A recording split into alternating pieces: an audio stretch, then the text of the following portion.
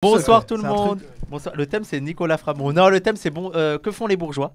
On va discuter de ça. Ça Et crève j'espère ça ne crève pas les avoir yeux. Là j'ai le retour, c'est insupportable. Non, il me comprend pas. J'ai le retour. Mais il est sérieux lui? D'accord. Merci, bonsoir tout le monde. Désolé du retard comme d'habitude. En fait, on a changé de snack, mais il a pris grave du temps. Donc on va parler aussi de ce que font les snackers, les kebabiers, parce que c'est plus tolérable. Des bourgeois en en fait. puissance aussi. Ils Hein. sont des bourgeois en puissance, qui sont des sous-bourgeois. On va peut-être discuter de ça. Ouais, On va discuter de ce thème sous-bourgeois. Ça marche. Donc ce soir, on va discuter de ça. J'ai oublié de faire l'annonce sur Twitter. Je vais le faire juste après avoir fait la petite introduction. On va discuter de... Je sais pas si on le voit bien. Tu peux me dire, Mehdi, si on le voit bien? Ils disent de changer le titre. Comme ça. Ouais, je l'ai changé sur le stream. Je l'ai changé le titre normalement. Donc ça s'appelle Parasite, donc de Nicolas Framont. Je le mettrai un peu plus en avant tout à l'heure. Ouais, vas-y. Donc ça s'appelle Parasite. Ça va sortir le 8 février.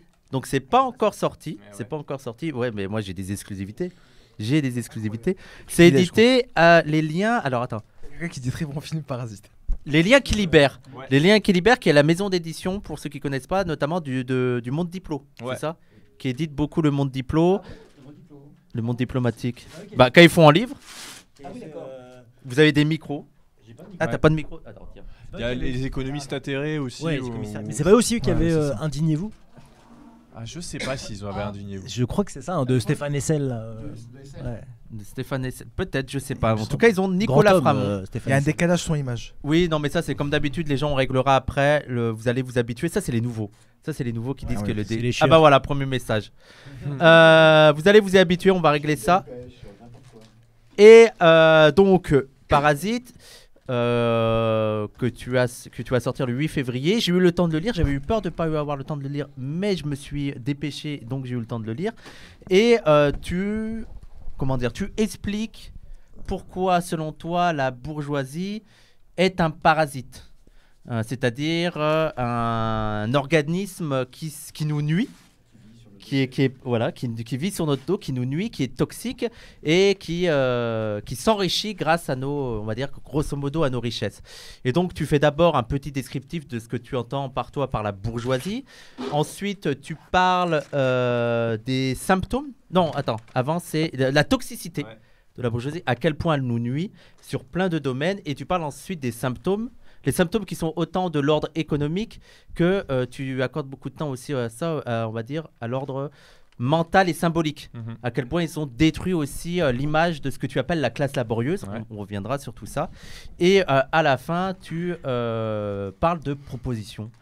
Notamment que ce soit en termes d'organisation, de syndicats, de fierté aussi, en singeant les stratégies de développement personnel. Ouais. Hein, oui, j'ai lu. oui, c'est explicite. Ouais. Donc, moi, la première question que je vais te poser, et ça va être un peu... moi, j'ai l'impression que c'est pratique parce que c'est en même temps, je vais dire, un peu de la vulgarisation de la théorie marxiste qui est abordable, en fait. C'est ça? Ouais. Et Ouais. la question que je me posais en lisant ça, c'est à qui, selon toi, c'est destiné, ce genre de lecture? Je pense que c'est un peu le même public que du coup le magazine où je travaille, Frustration Magazine, qui, oui, on peut dire que ça fait de la vulgarisation de théorie marxiste, c'est-à-dire ça s'adresse, moi je crois, à des gens déjà un peu en colère, c'est-à-dire des gens pas en colère, pour qui tout va bien, ils vont pas acheter un livre qui s'appelle Parasite, ils vont pas lire un magazine qui s'appelle Frustration. Donc ça s'adresse aux gens en colère qui sont au courant que le monde tourne pas rond et injuste, etc. et ont besoin de se sentir confortés dans un certain nombre de rejets qu'ils peuvent avoir, par exemple le rejet de la classe dominante, de la bourgeoisie, qui vont pas appeler forcément comme ça, peut-être qu'ils vont dire les riches, etc. Et ce livre, du coup, donne une grille d'analyse de cette réalité-là pour se sentir légitime dans sa colère et puis avoir des éléments peut-être argumentatifs un peu plus solides à développer, quoi. Ouais, c'est ça. Alors, oui, on m'a fait remarquer que je n'ai pas présenté. Tu es Nicolas Framont, tu es directeur de la revue Frustration. Ouais, rédacteur Tu en as chef. aussi une sociologie. Tu as aussi une formation en sociologie. Ouais. Tu fais un petit peu ton parcours, tu en parles beaucoup de ton expérience dans le livre et comment ça t'a marqué de fréquenter certains milieux. Il me semble que tu as aussi travaillé à l'Assemblée nationale pendant un temps et tu cultives des légumes. Quel milieu a-t-il fréquenté? Dans le milieu de la politique, on va dire, parce que ouais, j'ai été collaborateur parlementaire pendant 2 ans à l'Assemblée nationale pour le groupe FI. J'étais collaborateur de groupe, donc je conseillais l'ensemble des députés sur les questions de santé et de travail. Voilà. Et ta formation sociologique, c'est quoi En socio, j'ai fait la socio à la fac, tu vois, jusqu'en master. J'ai une formation en philo aussi.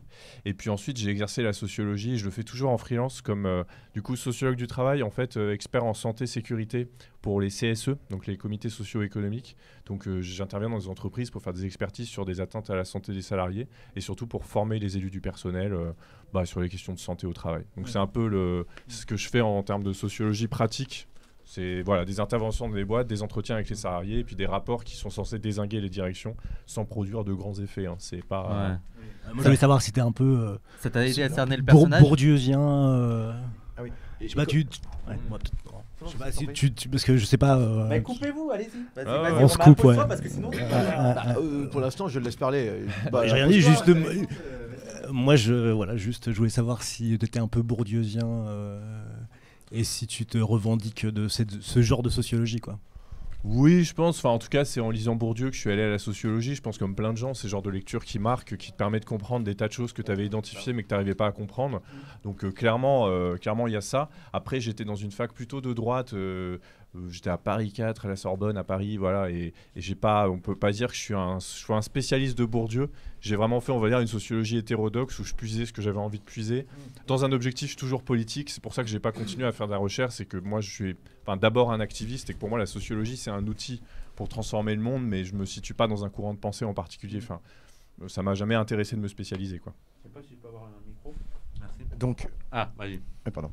Donc oui, je voulais dire quand tu dis que tu formes des salariés à la sécurité, à la santé, aux problèmes de santé, mais dans quel cadre? Un cadre syndical, dans un cadre non, pas syndical, je veux dire de représentant du personnel, c'est ça plutôt? Ouais, non, en fait, c'est un petit secteur qui est pas hyper connu. C'est comme, en fait, maintenant je suis freelance, donc je suis sous-traitant d'une sorte de cabinet d'expertise. C'est un peu comme des cabinets de conseil, sauf que c'est côté salarial et pas côté patronal, quoi. Donc, les Syndex, les groupes Alpha. Voilà, par exemple, le plus connu c'est Syndex. Moi, c'est un petit cabinet pour lequel je bosse. Et avant, j'ai fait ça à temps plein pendant un temps. Après avoir bossé à l'Assemblée nationale, c'était mon job à temps plein. Et depuis que du coup, mon compagnon s'est reconverti, lui a repris l'exploitation agricole de mes parents en Charente-Maritime, je suis retourné là-bas et j'ai continué à faire l'expertise, mais juste en freelance, c'est-à-dire pour compléter mes revenus, quoi. Ton micro. En Charente-Maritime. L'expertise, c'est partout en France. Ah oui. Dans parce quelle que boîte. je ne savais pas que ça existait des cabinets comme ça. Mais si, ouais, c'est un petit. Il n'y a pas beaucoup de monde, hein, mais oui. Alors je fais la com en même temps, excusez-moi sur. Mais et tu as aussi revenu cultiver des terres, légumes. c'est ça, des légumes. Ce qui d'ailleurs nous a donné l'un des meilleurs épisodes Twitter de tous les temps. C'est l'épisode Potiron. Tu connais pas l'épisode Potiron? Non. Alors, c'est avec Chad, Chad Gérard Filoche. Gérard Filoche. En fait, qu'est-ce qui se passe? Tu fais un tweet avec ton potiron. Ouais. Tu pour postes. Halloween, j'avais creusé un potiron. Alors, par contre, Très très beau bien devant potiron, le d'ailleurs. d'ailleurs. Ouais, excuse-moi, ouais. Un très beau potiron qui n'était pas le nôtre, hein. Je l'avais acheté à un de mes voisins au marché, un commerçant qui est à côté de nous. Donc je tiens à dire que c'était même pas mon potiron. Alors, il poste un potiron et en dessous, il y a Gérard qui fait un tweet de réponse à Gérard Filoche qui dit sur Macron. Mais je sais plus ce qu'il Non, dit. il a dit si Macron dissout, il lui arrivera la même chose que Chirac en 80. Voilà. Et là, et lui dit d'accord. Mais quel rapport avec le potiron? Et Gérard qui répond, c'est pourquoi il a répondu. êtes-vous On a le fin mot de l'histoire. si, j'ai l'explication, j'ai l'explication. Qui a tweeté, Et Gérard Filoche qui répond, êtes-vous sûr de votre potiron? Êtes-vous sûr de votre potiron? Mais les gens ne comprennent pas, les gens. Et après, Gérard s'est énervé avec plein de gens et tout. Et j'ai le fin mot de l'histoire. Il y a son fils qui a mis l'explication sur Twitter. Et en fait, Gérard Boomer pensait juste faire un tweet en fait. Voilà, il pensait juste tweeter, pas répondre à Nicolas. Donc en fait, au lieu de tweeter sur le fil en général, Il a répondu. Ah ouais, il a fait en réponse. voilà. Et donc pour Gérard, pourquoi vous me parlez de potiron quoi? Je comprenais pas pourquoi je lui répondais en fait. Oui, c'est ça. D'ailleurs, Ah oui, parce qu'il a cru que tu lui répondais. Mais il a cru que lui il me répondait sur mon histoire de petit baron. Du coup moi je lui ai dit quel rapport avec mon potiron et lui il était là mais Ah oui, c'est petit marron, je crois. Oui, non, c'était un potiron. Attention. Ouais. Attends, bien précis dans l'histoire. C'est rigolo ce truc. Et donc Gérard il nous a dit son fils qui s'est énervé toute la journée parce que pour lui il a fait qu'un tweet quoi. Et pourquoi vous me cassez la tête avec le potiron? Et il a bloqué plein de gens, c'était trop mignon. Et puis apparemment il y avait des gens qui étaient inquiets, qui se disaient mais qu'est-ce qui arrive à Gérard? Oui, il y avait des gens inquiets, ouais, c'était mignon, il y avait des gens inquiets. Ouais, genre ça se pourquoi trouve, il va très très mal. Et là son fils a dit ouais vous inquiétez pas, mon père va bien, c'est juste une erreur de manip. Mais c'était vraiment mignon. Gérard qui est excellent sur Twitter. Moi j'aime trop ce côté boomer sur Twitter. Ça irait bien avec toi, Youssef. Ouais. Ah bon, pourquoi? Je sais pas, comme ça. D'accord. Et donc pour revenir, oui, tu cultives les terres. Mais ça n'a rien à voir avec le livre. Et donc, ouais, la question que je t'avais posée, c'était pour toi, c'est un peu. Moi, je le voyais aussi un peu en destination des gilets jaunes aussi, un petit peu comme public. Oui. Et aussi, ce qui est pratique, et en fait, ce que n'arrive pas à comprendre, parce que moi, j'ai pré-shot, je sais que les marxistes un peu purs et durs qui vont le lire vont dire oui, ce n'est pas très rigoureux, ça ne pense pas le capitalisme comme un rapport social et tout. C'est pas écrit comme le capital, c'est pas aussi chiant que le capital, donc ils aiment pas quoi. Et en fait, c'est ça. Il y a un côté pratique, c'est que c'est des exemples concrets. Il y a beaucoup, tu t'en prends beaucoup à Saadé. C'est comme ça qu'on prononce Saadé. Ouais, Saadé, je pense qu'on prononce. Ouais, comme ça. Saadé.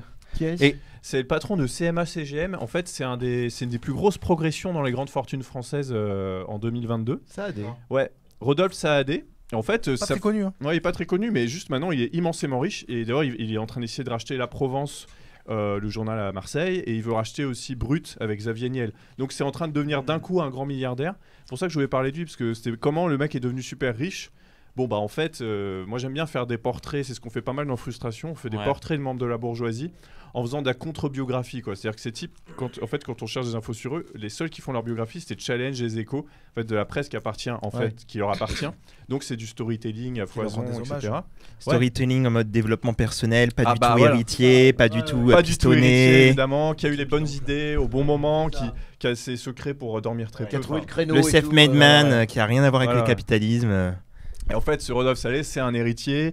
Son père, c'était quand même un sacré magouilleur qui avait pu racheter à bas prix une entreprise publique, donc la Compagnie Générale Maritime, qui était bradée par le gouvernement de Juppé à l'époque, et qu'il a obtenu parce que lui-même était un soutien du RPR. Enfin, c'est ce genre d'histoire, en fait, où c'est à la fois l'exploitation des gens, l'exploitation de la mondialisation des échanges, parce qu'en fait, c'est les porte-conteneurs qui font sa fortune. Donc, concrètement, le fait qu'on divise le monde en ateliers, quoi, et puis et les privatisations d'entreprises publiques, quoi. Donc, c'est vraiment de la fortune. Mais de toute façon, j'ai vu passer récemment un truc là-dessus sur les prétendus self-made men. Je sais pas si vous avez vu ça, les self-made men récemment dans le monde. Et qui prétendument se sont fait eux-mêmes, etc., etc. Et à chaque fois, il y avait en fait ce dont ils avaient bénéficié. Hein. À chaque fois, c'est du délit d'initié, quoi. Je veux dire, ils étaient là au bon moment parce qu'on les a mis là, parce qu'on leur a donné le truc. Voilà, oui, leur famille. Mais oui, il y a toujours un père riche. Il y a toujours qu'on masque dans la biographie. Une bonne idée parce qu'on leur rapporte. Tiens, ça serait pas mal si tu faisais ça. Et voilà. Il y a une niche, on leur trouve une niche. Et c'est rarement l'effet de leur génie tout d'un coup. Il y a toujours une accumulation primitive. Et puis il y a quand même ce truc de plus en fait on est dans une phase un peu monopoliste du capitalisme où en fait le capitalisme est basé sur le travail collectif de plus en plus et un espèce de travail de collaboration. Plus il y a cette espèce de mythologie du self-made man justement comme le mec qui s'est fait tout seul, et il y a un espèce de l'entrepreneur. C'est purement idéologique quoi. Et oui, qui vient de sortir le mythe de l'entrepreneur. C'est ça que j'ai vu passer. Et je viens de l'acheter là, et c'est qui est sorti à la découverte là. Ouais. Voilà. Je voudrais juste faire parce qu'on m'a dit que j'ai pas présenté les gens. Il y a Alexandre. Bonsoir Alexandre, ancien militant POI, c'est ça? Ouais. Avant de sortir de la secte. Ouais, c'est ça. J'ai été au POI avant, ouais. Comme Mélenchon, non, c'est pas le POI, c'est pas Mélenchon. Comme Mélenchon. Alors c'est pas tout à fait la même chose parce que le POI c'est plus large que les trotskistes. Les lambertistes.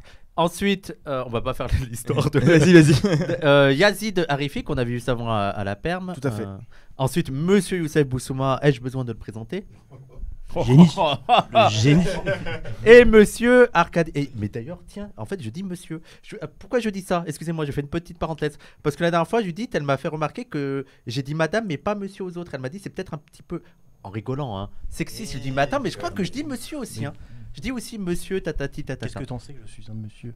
Oh là là. Magnifique. Oh là là, mais c'est. Elle est dépassée, elle est dépassée. Saut 2012. On invitera Gianfranco qui était là d'ailleurs, qui était là pour ce moment-là. Gianfranco, il était là.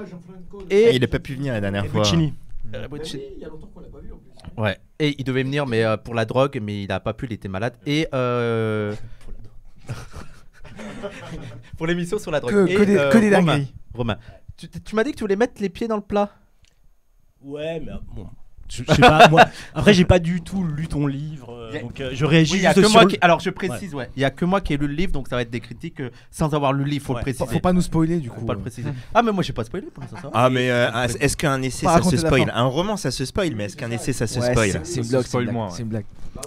Mais moi, je me dis, tu vois, juste avec le titre, est-ce que t'as pas peur de jouer un peu sur un registre ouais, pas populiste, mais tu vois, un peu même travailliste, dans le sens où, tu vois, il y a les travailleurs productifs, les utiles, et d'un côté, et de l'autre, les parasites, Alors, ça va à la rigueur quand tu désignes les capitalistes, mais tu vois, le parasite aussi, c'est tout un imaginaire de le drogué, l'improductif, donc ça peut jouer aussi dans ce sens-là. À une condition, bon, j'ai pas lu le livre, mais à condition qu'il ne cible que le capital financier, etc. Alors, je suis pas sûr, non? Ouais, bah en fait, oui. En fait, l'idée c'était bien de retourner un stigmate. Hein. Le parasite, le parasitisme, c'est toujours utilisé pour désigner ceux d'en bas, marginalisés, stigmatisés, etc.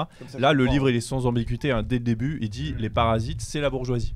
Et c'est pas tant une qualification en fait politique, à visée symbolique. En fait, c'est vraiment une situation objective. C'est-à-dire les phénomènes que je décris dans le bouquin et que j'invente pas, hein, c'est bien du parasitisme économique, c'est-à-dire je me nourris du travail des autres, du parasitisme politique, je me nourris de toutes ces législations, etc. Je paye pas mes impôts, etc. Et puis du parasitisme un peu médiatique, je monopolise le champ médiatique avec mes histoires, mes récits erronés, etc. pour empêcher d'autres récits alternatifs d'émerger. Donc en fait, le parasite, c'est pas tant une métaphore un peu provocatrice que vraiment je trouve quelque chose d'objectif et qui en plus, peut-être on pourrait dire s'intensifie avec le temps, c'est-à-dire s'ajoute à ça un peu le parasitisme écologique. C'est-à-dire qu'on a vraiment un problème d'allocation des ressources vitales en fait, à la survie de l'humanité, quoi, et la bourgeoisie fait partie du problème. Parce qu'elle est à la fois celle qui possède, celle qui donne les ordres. Enfin, elle donne les ordres parce qu'elle possède. Donc en fait, à tout point de vue, c'est même pas... voilà, c'est un truc descriptif. Mais on va rentrer dans le vif du sujet, mais alors justement, la bourgeoisie... Parce que là, tu parles de bourgeoisie, tu parles pas forcément d'entrepreneurs, de patrons. C'est plus large, la bourgeoisie. C'est beaucoup plus large que simplement les entrepreneurs. Donc... comme on n'a pas lu le livre, donc essaye de définir un petit peu de... Bah du coup... bah oui, je suis désolé, mais on va être obligé de... Bien sûr. Qu'est-ce que tu entends par bourgeoisie alors la définition qui est donnée dans le bouquin, elle est assez classique, encore une fois, hein, c'est pas un bouquin disruptif. La bourgeoisie, c'est bien les détenteurs des moyens de production. C'est la définition de Lénine. Hein. Voilà, donc ceux qui possèdent suffisamment de capitaux pour avoir un rôle de direction dans l'économie. Dans le bouquin, et on dit ça aussi dans Frustration, comme en France, on est dans une économie un peu mixte, où en fait il y a un État surpuissant, etc. Dans bourgeoisie, on inclut aussi ceux qui dirigent les hauts fonctionnaires importants, les dirigeants d'entreprises publiques, etc. Donc en gros, c'est vraiment ceux qui dirigent parce qu'ils possèdent. Mais dans le bouquin, comme dans Frustration, tu fais une partie où c'est un peu pour poser les termes de ce que tu entends. Poser les termes, et régulièrement on pose des termes. Et évidemment que tout le monde notera que du coup, c'est pas suffisant pour décrire la société, qu'on parle aussi de sous-bourgeoisie. Donc c'est ceux qui sont la courroie de transmission, qui sont, on va dire, les faire-valoir idéologiques, ceux qui font tout le travail idéologique de mythification de la bourgeoisie, etc. Et puis évidemment, il y a aussi la petite bourgeoisie. En fait, c'est les petits propriétaires de moyens de production. Oui, c'est ça que je voulais te demander. Quand tu parlais de sous-bourgeoisie, en fait, quand je lisais le livre, je disais, mais pourquoi il ne disait pas petite bourgeoisie? Eh bien, parce que, en fait, la petite bourgeoisie, pour moi, enfin, comme pour plein de marxistes, hein, pour moi, plus c'est les petits propriétaires.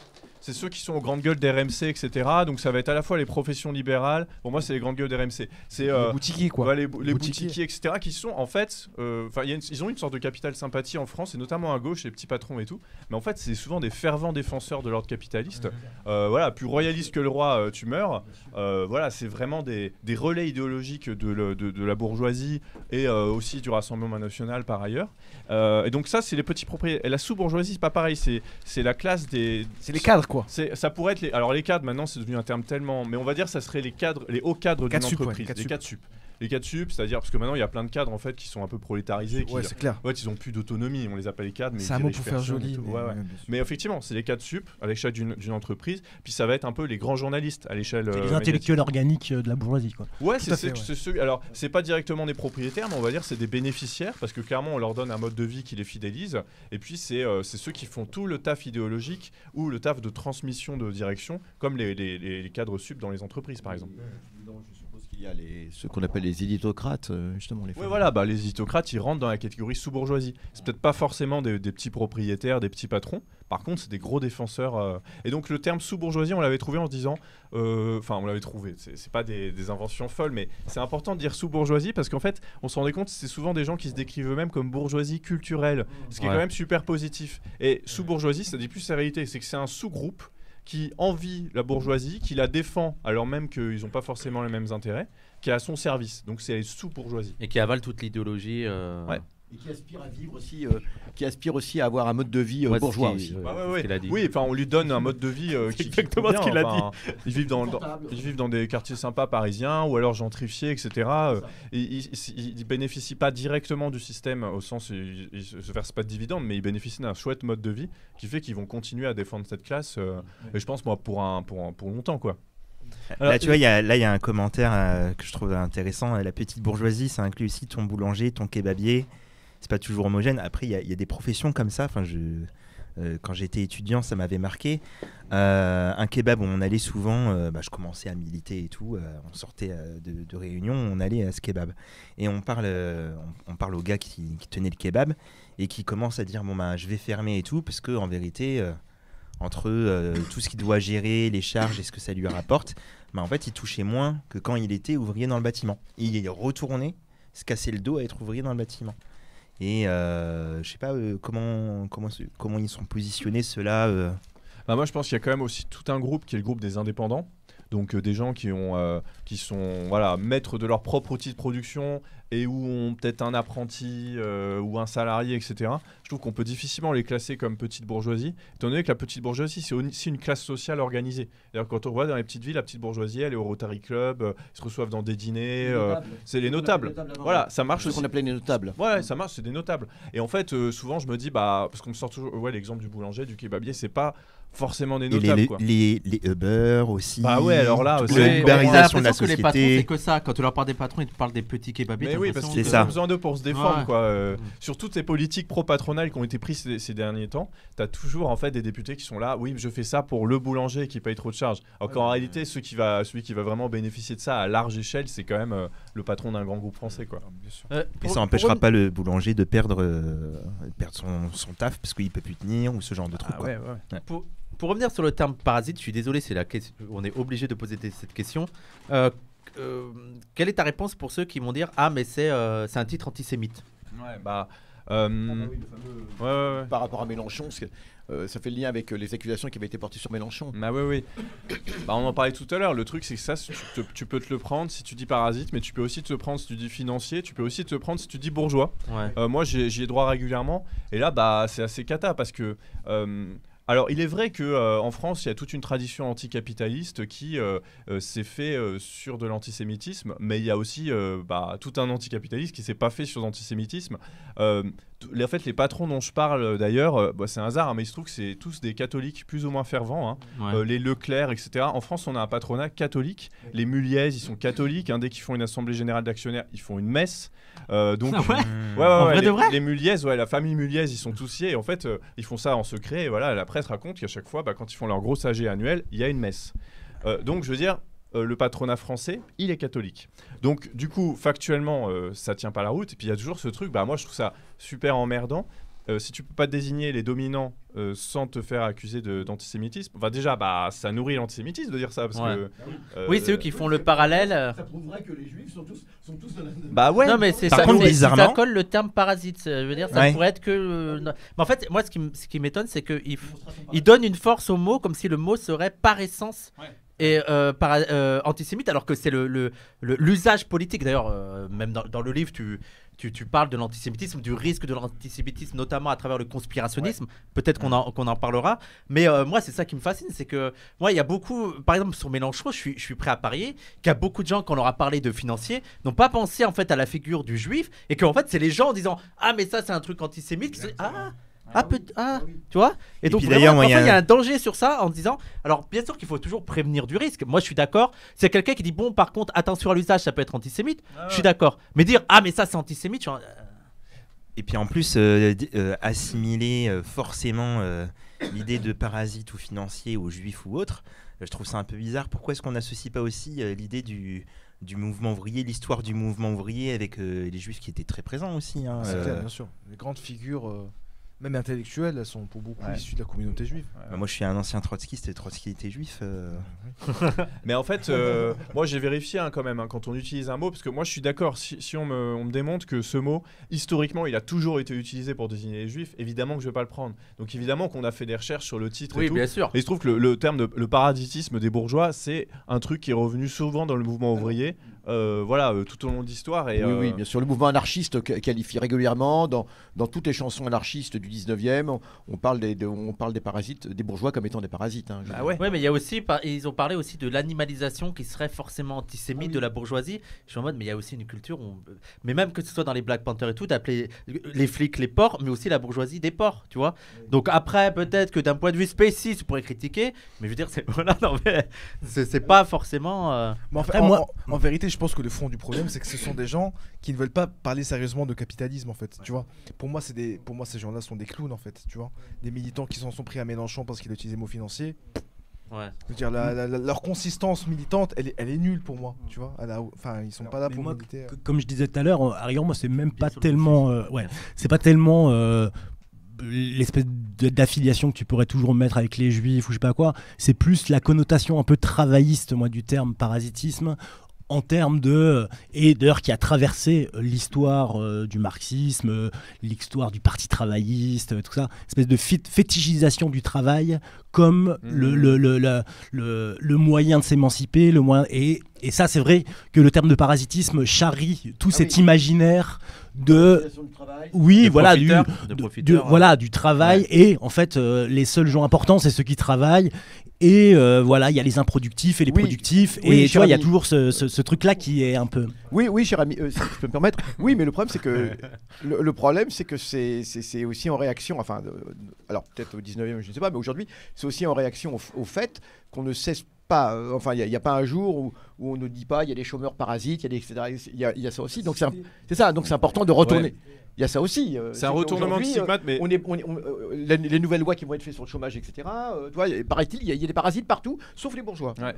Mais je suis d'accord avec toi. Moi, par exemple, tu vois, dans l'International, il y a un couplet où à un moment ça dit l'oisif ira dormir ailleurs, tu vois. Et moi, ça me gonfle un peu. Enfin, il y a un truc comme ça, très jugement d'efficacité, qui effectivement a imprégné le mouvement ouvrier, parce que c'était aussi une très moral, tu vois. Ouais, très moral. Mais parce que c'était une dimension de la fierté ouvrière que de dire c'est nous qui travaillons, etc. Et on retrouve ça dans le mouvement des Gilets jaunes aussi. Pour l'honneur des travailleurs, etc. Et je veux dire, je comprends, enfin ça gêne d'un point de vue, enfin moi ça me gêne un peu. En même temps, je comprends pourquoi c'est important. Quand tu te fais prendre tout le temps ta thune, qu'on désigne tout le temps les seuls durs travailleurs comme étant des patrons qui en fait peuvent vivre de leur rente, et que toi on te fait, pour que tu puisses vivre dignement, il faut que tu demandes la prime d'activité, donc une sorte d'allocation qui compense que les patrons ne payent pas. Je comprends qu'il y ait une sorte de refuge dans cette idée, c'est nous qui travaillons. Après, faut évoluer par rapport à ça, mais ça me gêne pas tant ça. Et il y a juste un truc que j'ai vu passer dans le chat à propos du film de Bong Joon-ho, Parasite. Bah ouais, en fait, typiquement, personne a dit ce film est antisémite. Pourquoi ? Parce que le film, il joue sur l'ambiguïté du terme en disant on sait pas si les parasites, c'est les bourgeois ou les domestiques. Et du coup, là, ça gêne personne. Mais si le film avait... C'est un univers asiatique aussi, donc il y a ça qui joue aussi. Ouais, mais tu peux dire le succès... le succès du film en Europe Oui, nous bien rappelle sûr. des sombres souvenirs. Enfin, t'inquiète, il y aurait pu y avoir ça, mais il n'y a pas eu ça parce qu'en fait, l'ambiguïté joue sur. Ça joue sur une ambiguïté de classe. Or là, le livre, il joue sur aucune ambiguïté. Pas dans l'intro, Ouais, je me bien dis, sûr. au fait, qui sont les vrais parasites? Non, ça commence direct en disant, voilà, le livre va montrer que les vrais parasites, c'est les bourgeois. Pour entrer dans le vif du sujet. On est déjà rentré dans le vif du sujet depuis un petit Non, moment, mais non, vas-y. non, on n'est pas encore, on est dans la périphérie là. Parce que regardez, l'idée principale, c'est cette classe je lis, ne nous apporte rien. Tu lis le 4e de couverture, on tient à Oui. préciser. Oui. Alors, en quoi? Parce que c'est une idée qu'on entend très souvent. Non, mais je me souviens factuellement du moment où dans les discussions, c'est dans les années 80, mais vraiment, c'est sous le PS, où on a commencé à valoriser le patron, etc. Mais vraiment, c'est dans les années 80, quand le PS a opéré, il y a eu tout un retournement avec cette idée, les patrons créent les emplois, parce que c'est ça le truc. C'est l'idée principale.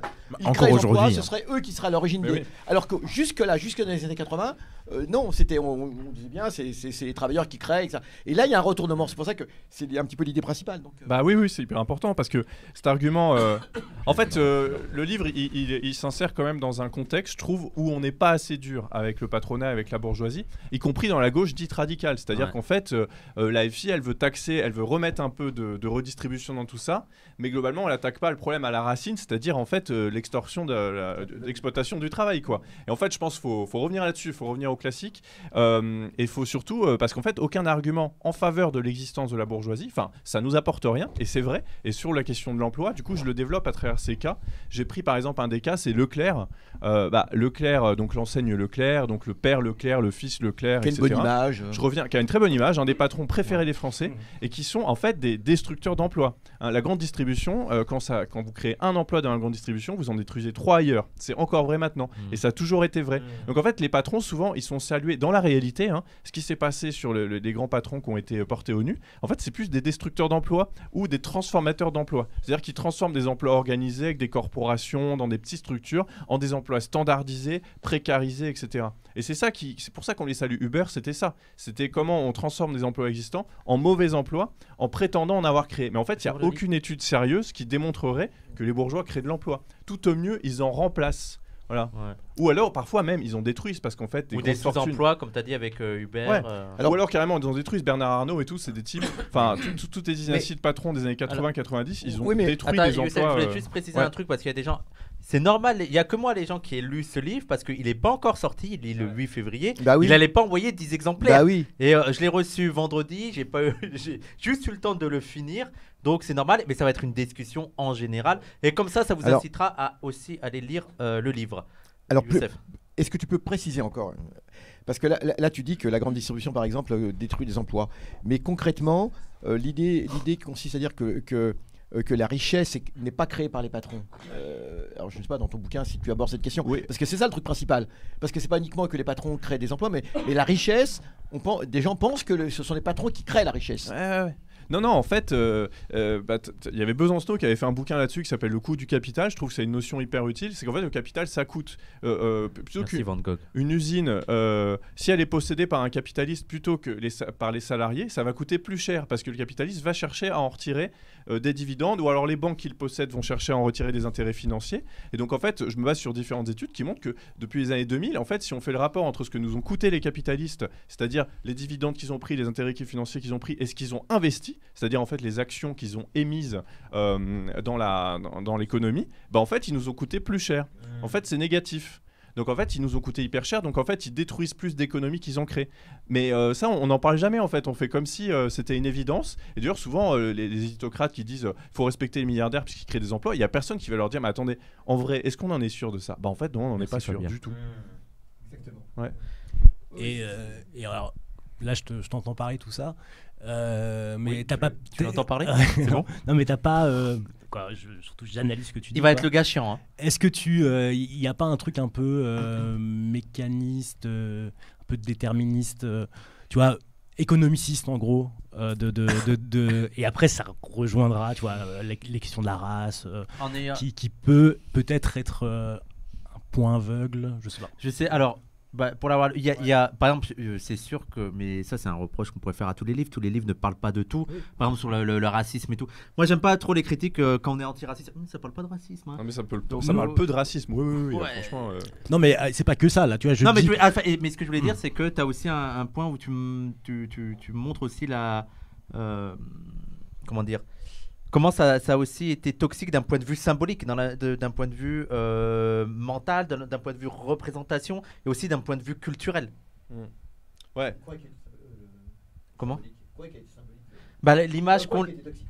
La bourgeoisie et le capitalisme. Bah, c'est-à-dire qu'en fait, ils ont créé toute Merci, une Waf, déférence merci envers beaucoup. la bourgeoisie, à un mépris des classes laborieuses.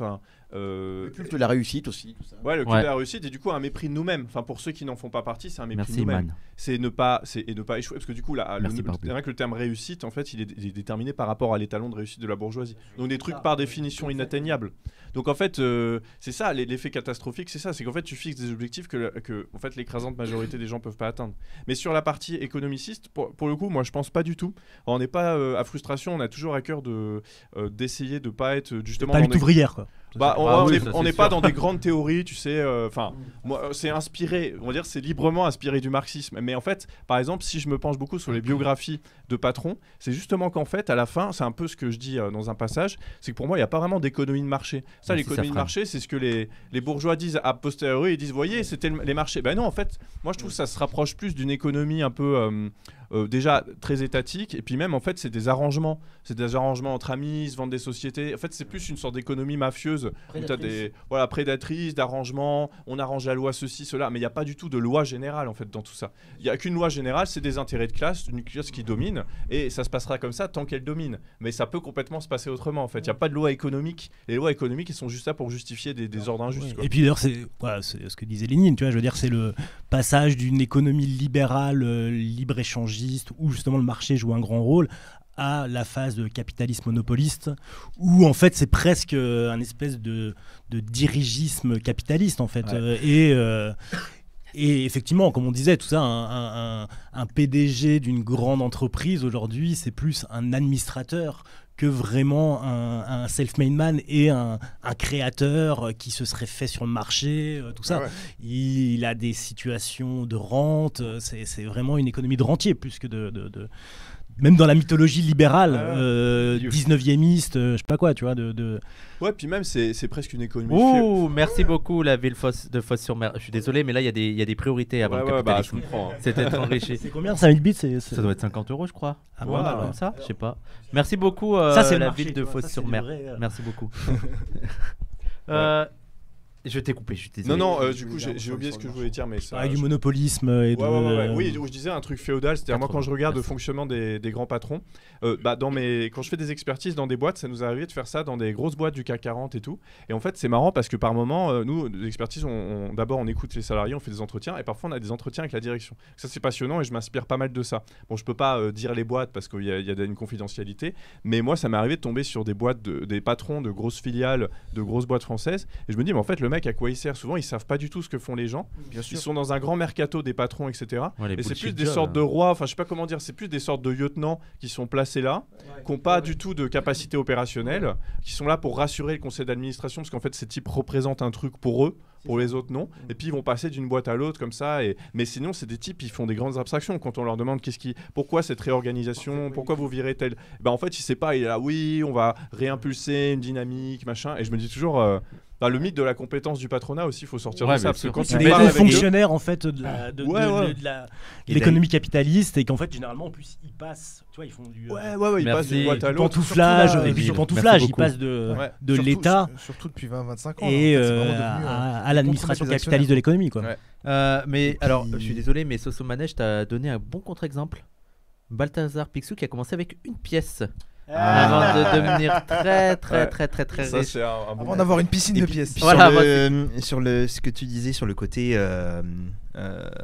les bourgeois qui sont plus que des administrateurs et qui manipulent les choses de façon vraiment très abstraite mais qui sont déconnectés des réalités du terrain, ça c'est quelque chose que j'ai énormément retrouvé dans mon propre vécu, dans ce que me disaient les gens, d'autres militants, etc.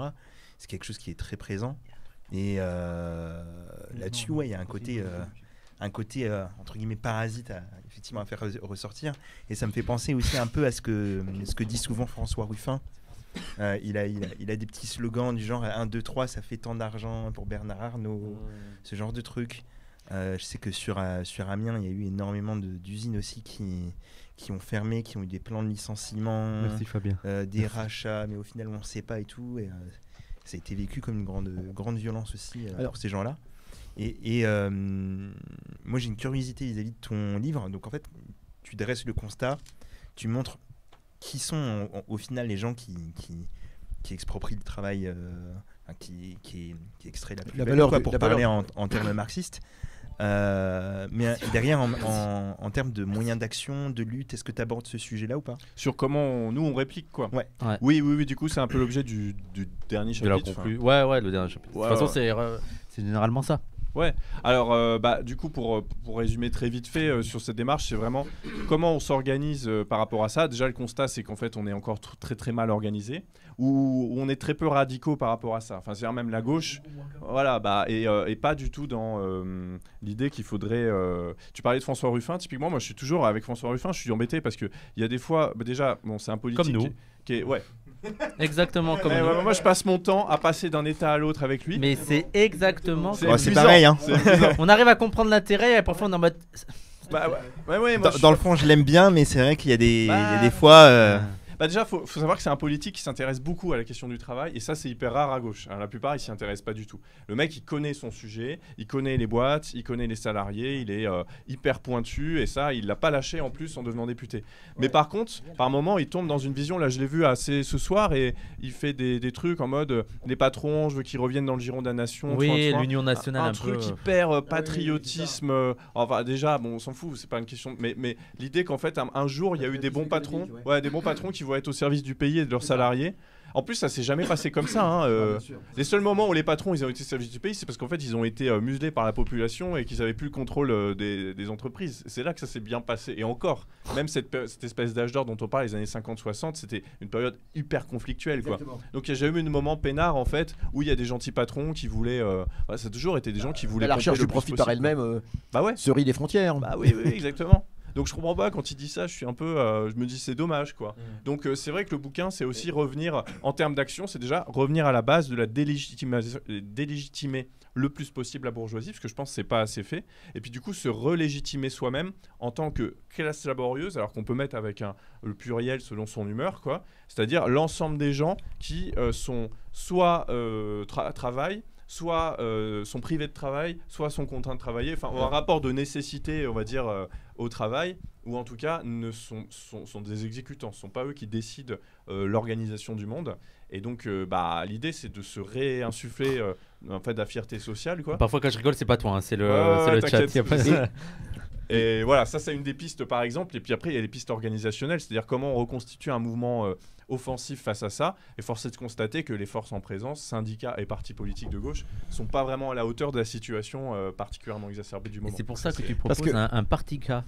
Mais on en reparlera après du mélange syndicat-parti, mais je voulais juste revenir sur quelles sont tes références à toi, parce que, par exemple quand tu parlais de classe laborieuse, tu disais pas seulement les travailleurs. Moi je pensais par exemple à Frio, pour lequel en fait même les gens au chômage travaillent, et ça m'a posé la question, quelles sont tes références dans le livre? Parfois tu cites de la Gagnerie, mais en même temps parfois tu le critiques.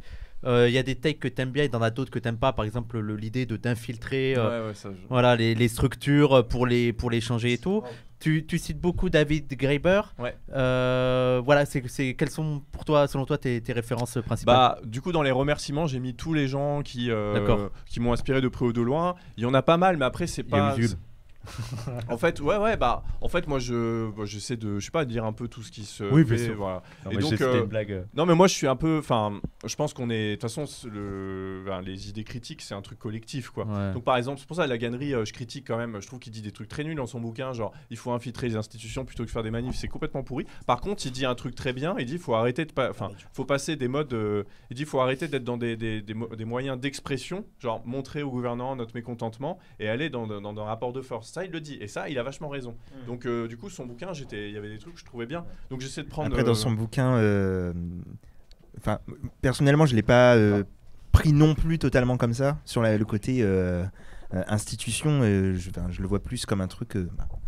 Il parle de sortir de l'impuissance politique. Ouais, et donc, effectivement, forcément qu'on est impuissant si on n'occupe aucune position dans la société. Après, bon. Oui, mais c'est- de l'autre côté. Ça avait un peu libéral dans cette histoire, quand même. Oui, Certes. non mais. C'est qu'en fait, les gens vont. En fait, le problème de ce raisonnement, c'est qu'en fait, on se rend pas compte que c'est les gens sont transformés par les structures dans lesquelles ils sont. Tu vois. Enfin, moi, je les vois, mes copains qui étaient avec moi à l'école et qui, à la faveur de carrières différentes, deviennent des gens différents, tout simplement. Certes. Qui ont partagé des avis. Tu Et, vois. et malgré tout, vis-à-vis des institutions, ces derniers temps, on a soutenu à fond la France Insoumise, par exemple. Ouais, mais ça, je comprends. Enfin, Ouais, et pour autant, d'un point de vue structurel, etc., on sait très bien qu'ils vont pas remettre en cause radicalement l'impérialisme et tout. Le rapport, c'est que on a soutenu des gens plutôt politiquement de gauche pour occuper des positions institutionnelles, mais en soi, c'est pas non plus une fin. Et mieux vaut avoir mis autant de gens de la NUPES, la France Insoumise, à l'Assemblée nationale que d'avoir laissé le terrain à la droite et à l'extrême droite. Alors bien sûr, non, en fait, il y a une différence entre dire on va élire Mélenchon président de la République avec toutes les limites que ça implique, parce que c'est vrai que je sais pas parce que tu mets 30 mecs dans des ministères que tout change. Il y a une différence entre dire ça et dire qu'il nous faut, tu vois, des juges d'instruction de gauche. oui, puisque c'est ça qu'il dit. En fait. Oui, c'est vrai que c'est pas la même, t'as raison. C'est vrai que c'est ça qui dit. Il dit pas faut prendre le pouvoir par les urnes. Il dit moi je dis à mes étudiants plutôt que d'aller faire des sittings ou de manifester, vous feriez mieux de passer le concours d'école nationale de magistrature pour devenir. Mais devenez président en fait. Ouais. Pourquoi il n'y a pas quelqu'un de gauche qui a décidé de devenir président en Non, fait mais Non, mais moi, ce qui Macron dans les manifs. Non, mais il dit, ce qui en fait, m'étonne, faites-vous il devient élire. président. Faites-vous Ouais, élire. mais ce mais qui attendez. m'étonne, c'est que mais pourtant attends. pour quelqu'un qui a, Youssef, mais pour quelqu'un Oui, vas-y. qui a une formation de sociologue, c'est qu'il ne pense pas aussi comment. Bah déjà pour accéder au poste, il faut que tu t'adaptes à un modèle et Ah comment même c'est pas seulement du cynisme, c'est comment toi aussi ça te transforme en fait. Comment ça Alors, devient aussi ton idéologie. Mais c'est ce dont on discutait tout à l'heure, comment un flic noir ou arabe fera le boulot qu'on lui demandera de faire. Parce qu'on a Je veux parlé dire, des il a beau 5 être flic aux arabe, États-Unis, il les a beau 5 être flics noirs il a qui beau ont- être noir ou arabe, il fera le boulot, c'est tout. Bah ouais. Je veux dire, mais ça c'est vraiment le truc de la compétence, l'espèce de mythe de la compétence comme ça. Puis c'est idéaliste, Quelqu'un de c'est l'idée que compétent t'es et forcément. un gars bien, donc du coup, même Voilà. si tu vas là, tu vas rester un gars bien. Ça, c'est complètement, c'est antimatérialiste quoi. bien Enfin, Gérald sûr. Darmanin, sa mère est femme de ménage. Mais Olivier oui. Dussopt, il vient d'un milieu hyper populaire et tout. Il dit j'ai travaillé dans une usine et t'as envie de dire mais qu'est-ce que tu fous alors? Mais ça Bien veut bien sûr. dire que bah le système te change et que du coup on Et peut que que y sélectionne arriver. parce que aussi. Alors, voilà. il y a quand même une chose, c'est que cette bourgeoisie, elle a un rôle politique, parce que c'est ça aussi, c'est que c'est une bourgeoisie, elle est parasitaire, mais aussi elle a un rôle politique et elle dirige la politique, parce oui. que ce serait pas aussi dramatique Exactement. si elle dirigeait pas la politique. Ouais. Je crois qu'il y a ça aussi, c'est que c'est elle qui, depuis la Révolution, au moins depuis la mort de Robespierre, concrètement dirige ce pays. Ça, Ouais. c'est quelque chose que les gens n'ont pas en tête. Non. Ils n'ont pas en Complètement tête, ils pensent qu'on a affaire à des politiciens, des compétents, des gens, bon d'accord, ils sont plus ou moins bien, mais quand même. Non, c'est une dictature, selon le schéma marxiste classique, il y a une véritable dictature de la bourgeoisie. Non mais... Attends, non, Ouais, mais ouais. j'allais répondre, il m'a mis un coup, genre. Vas-y, Romain. Non. La République Non, mais ce que je veux dire, bourgeoise, c'est que c'est pas cette bourgeoisie n'est pas que parasitaire au plan économique. Parce que moi, il y a quand même quelque chose que j'ai jamais compris. Alors ça, c'est au plan économique. C'est comment de très grandes fortunes réussissent à faire zéro impôt. Vous connaissez l'histoire, comment Tout alors ça, c'est quelque chose qui est absolument fait. Alors c'est un tour de magie là. On a des entrepreneurs extrêmement riches et qui ne payent zéro impôt et officiellement Des grandes entreprises. moi j'ai rien, moi je suis salarié de sa propre entreprise, il paye aucun impôt. Vous voyez ce que je veux dire? Ce genre de choses absolument hallucinant. Ouais. En vrai, c'est Et- hyper simple. Non, je sais bien que c'est hyper simple, mais quand tu regardes comme ça veut dire donc, c'est ce qu'on disait, c'est qu'ils savent Viens utiliser sur la le loi. dessus du micro, s'il Ils te plaît. savent utiliser la loi à leur profit. La loi a été faite d'ailleurs par leurs copains. C'est bien ce lien qu'il y a entre cette bourgeoisie économique, ce pouvoir économique et ce pouvoir politique. Oh, je ne fais pas je ne mythifie pas comment l'extraction ouvrière ou n'importe quoi, mais c'est vrai que prenons l'origine sociale de l'immense majorité des députés. Je veux dire, bon, C'est des bourges, ça ne hein. veut pas dire que s'ils étaient paysans, etc., ce serait forcément bien. Hein. Mais un truc tout bête, si on prend dans les pays socialistes, je veux dire, il y a un très grand nombre de gens qui étaient, bon, sans mythifier non plus. Alors, on va. Voilà. Voilà. Alors, Parce qu'on est. Ah non, oui, Youssef. non mais attends une seconde. Non, on une est seconde. nombreux. On est Il y a une nombreux, question. Non, je Youssef. sais bien, mais une Alors, question que très je voulais court, poser. Très Une, court. une question que je voulais dire. Et je laisse ça. C'est même pas une question, c'est une affirmation. Je suis tombé sur un site qui disait une chose qui était absolument hallucinante et qui a vérifié. C'est que contrairement à ce qu'on pense, au niveau des richesses, et on dit souvent que la bourgeoisie produit les richesses, Eh bien, et vous pourrez vérifier avec les chiffres, les pays socialistes ont produit plus de richesses à comparaison pays, que les pays capitalistes. C'est-à-dire que si on compare la Chine avec l'Inde, si on compare Cuba avec la Jamaïque, si on compare... Non, mais c'est vraiment intéressant, c'est un site comme ça. Et en termes de richesse brute, eh bien, est très largement au-dessus. Par exemple, Cuba a produit beaucoup plus de richesses que des pays comparables avec Cuba, la Jamaïque, etc. et la Dominique et autres. Non, mais c'est vraiment intéressant. Après...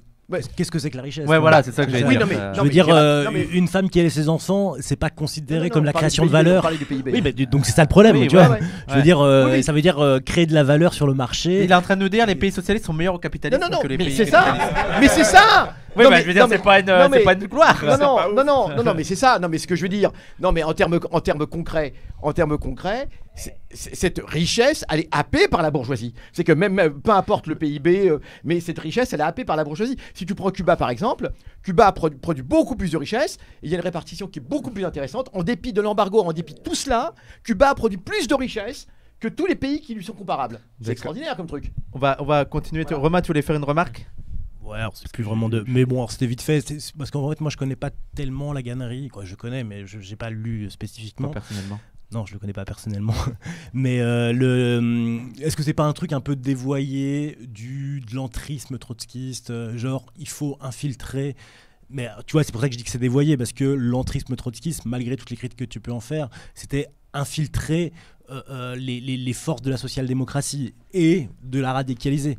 Alors que infiltrer la haute magistrature, c'est quoi, ça me paraît complètement difficile, quoi. Je sais pas si c'est un peu ça qu'il dit. Je sais pas comment imaginer le truc, mais je pense que si tu veux faire ça, faut être blindé, faut être radicalisé un peu, quoi. Faut être hyper structuré. Si tu vas en franc-tireur en disant je suis un mec bien, je vais devenir ministre et puis je deviendrai un mec super après avoir passé 20 ans à magouiller en politique.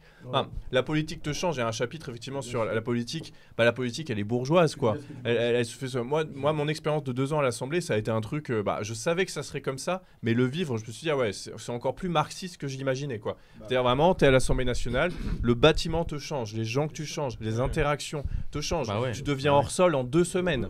Et du coup, ton origine sociale, si on prend ce prisme-là, parce que là c'est mon prisme. C'est ce qu'on n'arrête pas de dire, la force des institutions, quoi.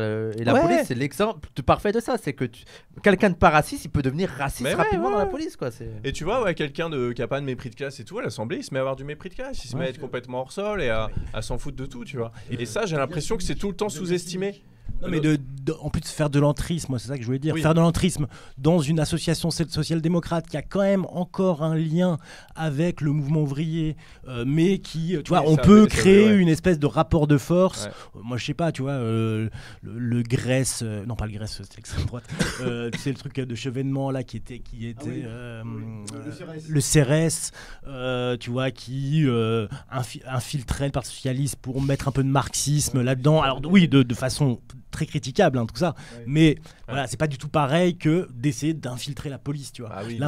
L'institution policière, elle est bien plus vieille, elle a aucun lien avec le mouvement ouvrier ou même avec un quelconque mouvement de gauche. De la sécurité. C'est vrai. Des ouvriers de la sécurité. Il y a force ouvrière, police. Je poserai, j'ai vu des questions dans le chat, on fera un petit moment pour les questions du chat, ne vous inquiétez pas. Moi j'avais une question aussi, c'est que en lisant ton livre, ça me faisait penser un peu, je sais pas si tu as lu François Boulot sur les gilets jaunes et beaucoup sur le. Alors, ça peut paraître pas ouf, dit comme ça, mais en fait, sur la description de certains patrons et tout, de leur parcours et tout, et ça me fait penser aussi parfois à Thinkerview sur la focalisation de certains individus. Mais ce que je trouve intéressant chez toi, c'est que tu évites le piège qu'on n'arrêtait pas de dire là, c'est que tu dis bien que mais c'est pas juste parce qu'ils sont méchants en fait. Moi ce qui me saoule quand on écoute Thinkerview, celui que tu cites, Branco, c'est que tu as l'impression que c'est là c'est des mauvaises élites. Ils sont Branco corrompus, mais il faut d'une élite pas corrompue. C'est le tribunal révolutionnaire et puis moi j'ai lu son bouquin Branco, il y avait son bouquin Crépuscule, c'est genre il montre comment les réseaux de Macron, ils ont pris le pouvoir, blablabla. Et en fait, il a un autre bouquin qui s'appelle Abattre l'ennemi et il fait tout un programme politique à la fin. Et en fait, ce qu'il veut lui, c'est réhabiliter la bourgeoisie dans sa dignité, je sais pas quoi, comme si un jour il y avait une bonne bourgeoisie et comme si Macron c'était la mauvaise bourgeoisie. Alors que non, capitalisme à visage humain. C'est une bourgeoisie, enfin c'est un réseau de bourgeois particulièrement puant, Mais je veux dire, avant, c'était la même chose. Donc, je veux dire, c'est pas un phénomène de corruption, c'est un phénomène normal, en fait. Elle a toujours fonctionné en monopolisant la politique, en mobilisant ses réseaux, parce que lui, il est là, oh là là, mon Dieu, c'est du réseautage plutôt que des gens compétents. Mais ça a toujours été ça. Enfin, et ils sont compétents pour oui, puis en plus, perpétuer le capitalisme. Exactement, ils sont très compétents. Hein. Là, ils font que remonter de la thune aux actionnaires de ce pays et des autres. Ils sont très compétents, hein, ça marche bien. Branco, il se rêve en élite qui remplaçait l'élite corrompue. Oui. Quoi. Bah oui, il y a quand même tout un ethos du mec qui... Oui, voilà, il y a un truc un peu bonapartiste. L'idée qu'il va un peu purifier l'élite de ses mauvaises pratiques et ramener de la sagesse là-dedans. Et c'est lui, en fait, il décrit lui, tu vois. Oui, et parce lui, qu'il a envie d'y être. C'est Usul et Os Politique qui a fait un gag là-dessus dans une vidéo Mediapart. Oui, qui avait fait le sketch de... Bah oui, mais... C'est pareil, c'est ça. Thinkerview, c'est vraiment que des interviews comme ça, l'état profond, et c'est que des individus en fait. Et il faut juste changer les individus qui occupent ces postes. C'est des mauvaises personnes. C'est vrai que moi, les portraits, c'est un prétexte en fait pour rendre le livre aussi agréable à lire. Enfin, tu parlais de la forme au début, c'est très important pour moi. C'est ce qu'on fait à Frustration, c'est-à-dire on fait du marxisme c'est ça.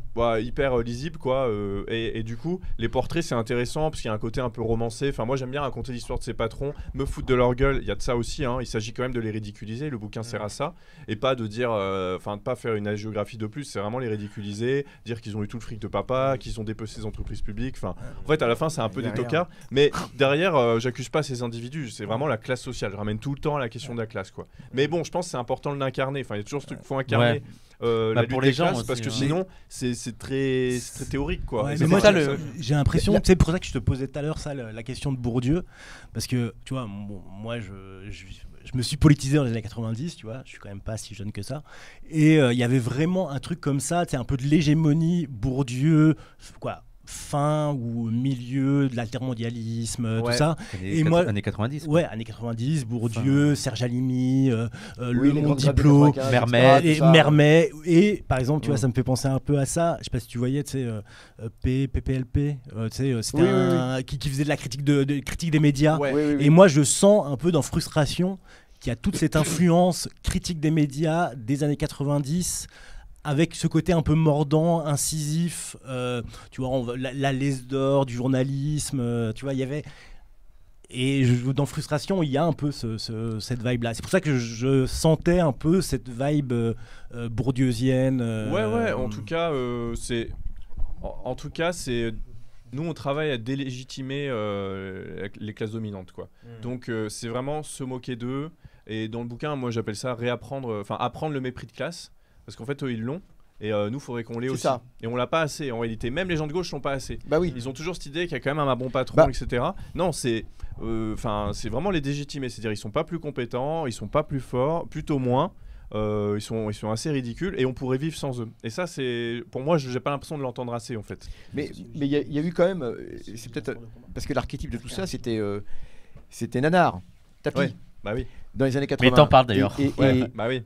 Et c'est vrai que c'est bien de voir à quel moment il y a eu je reviens aux années 80, le PS, mais la social-démocratie a joué un très grand rôle là-dedans pour réhabiliter cela. Ça a été vraiment le pont. Ça a été ça qui a permis de dire Pierre voilà Carl, finalement le patronat c'est pas et puis le mythe de Tapi qui est de Bervilliers ou je sais pas trop d'où, et cela dit les gens oublient complètement le nombre de licenciements qu'il a provoqué, le nombre de tout cela il a fait que licencier des gens, se servir avec le pognon et mettre des entreprises en difficulté. De toute façon, ces géniaux entrepreneurs des années 80, ils ont fait que fermer des usines, ils ont désindustrialisé la France, et que Tapi ça soit devenu symbole de ça, c'est bien la preuve qu'il y a une déconnexion totale entre l'admiration qu'on leur porte qui est complètement construite et la réalité concrète de leur action. Ce Tapi il a fait quoi concrètement? Bah rien. Il n'a pas du tout créé d'emploi. Il a joué sur. C'est l'Olympique de Marseille.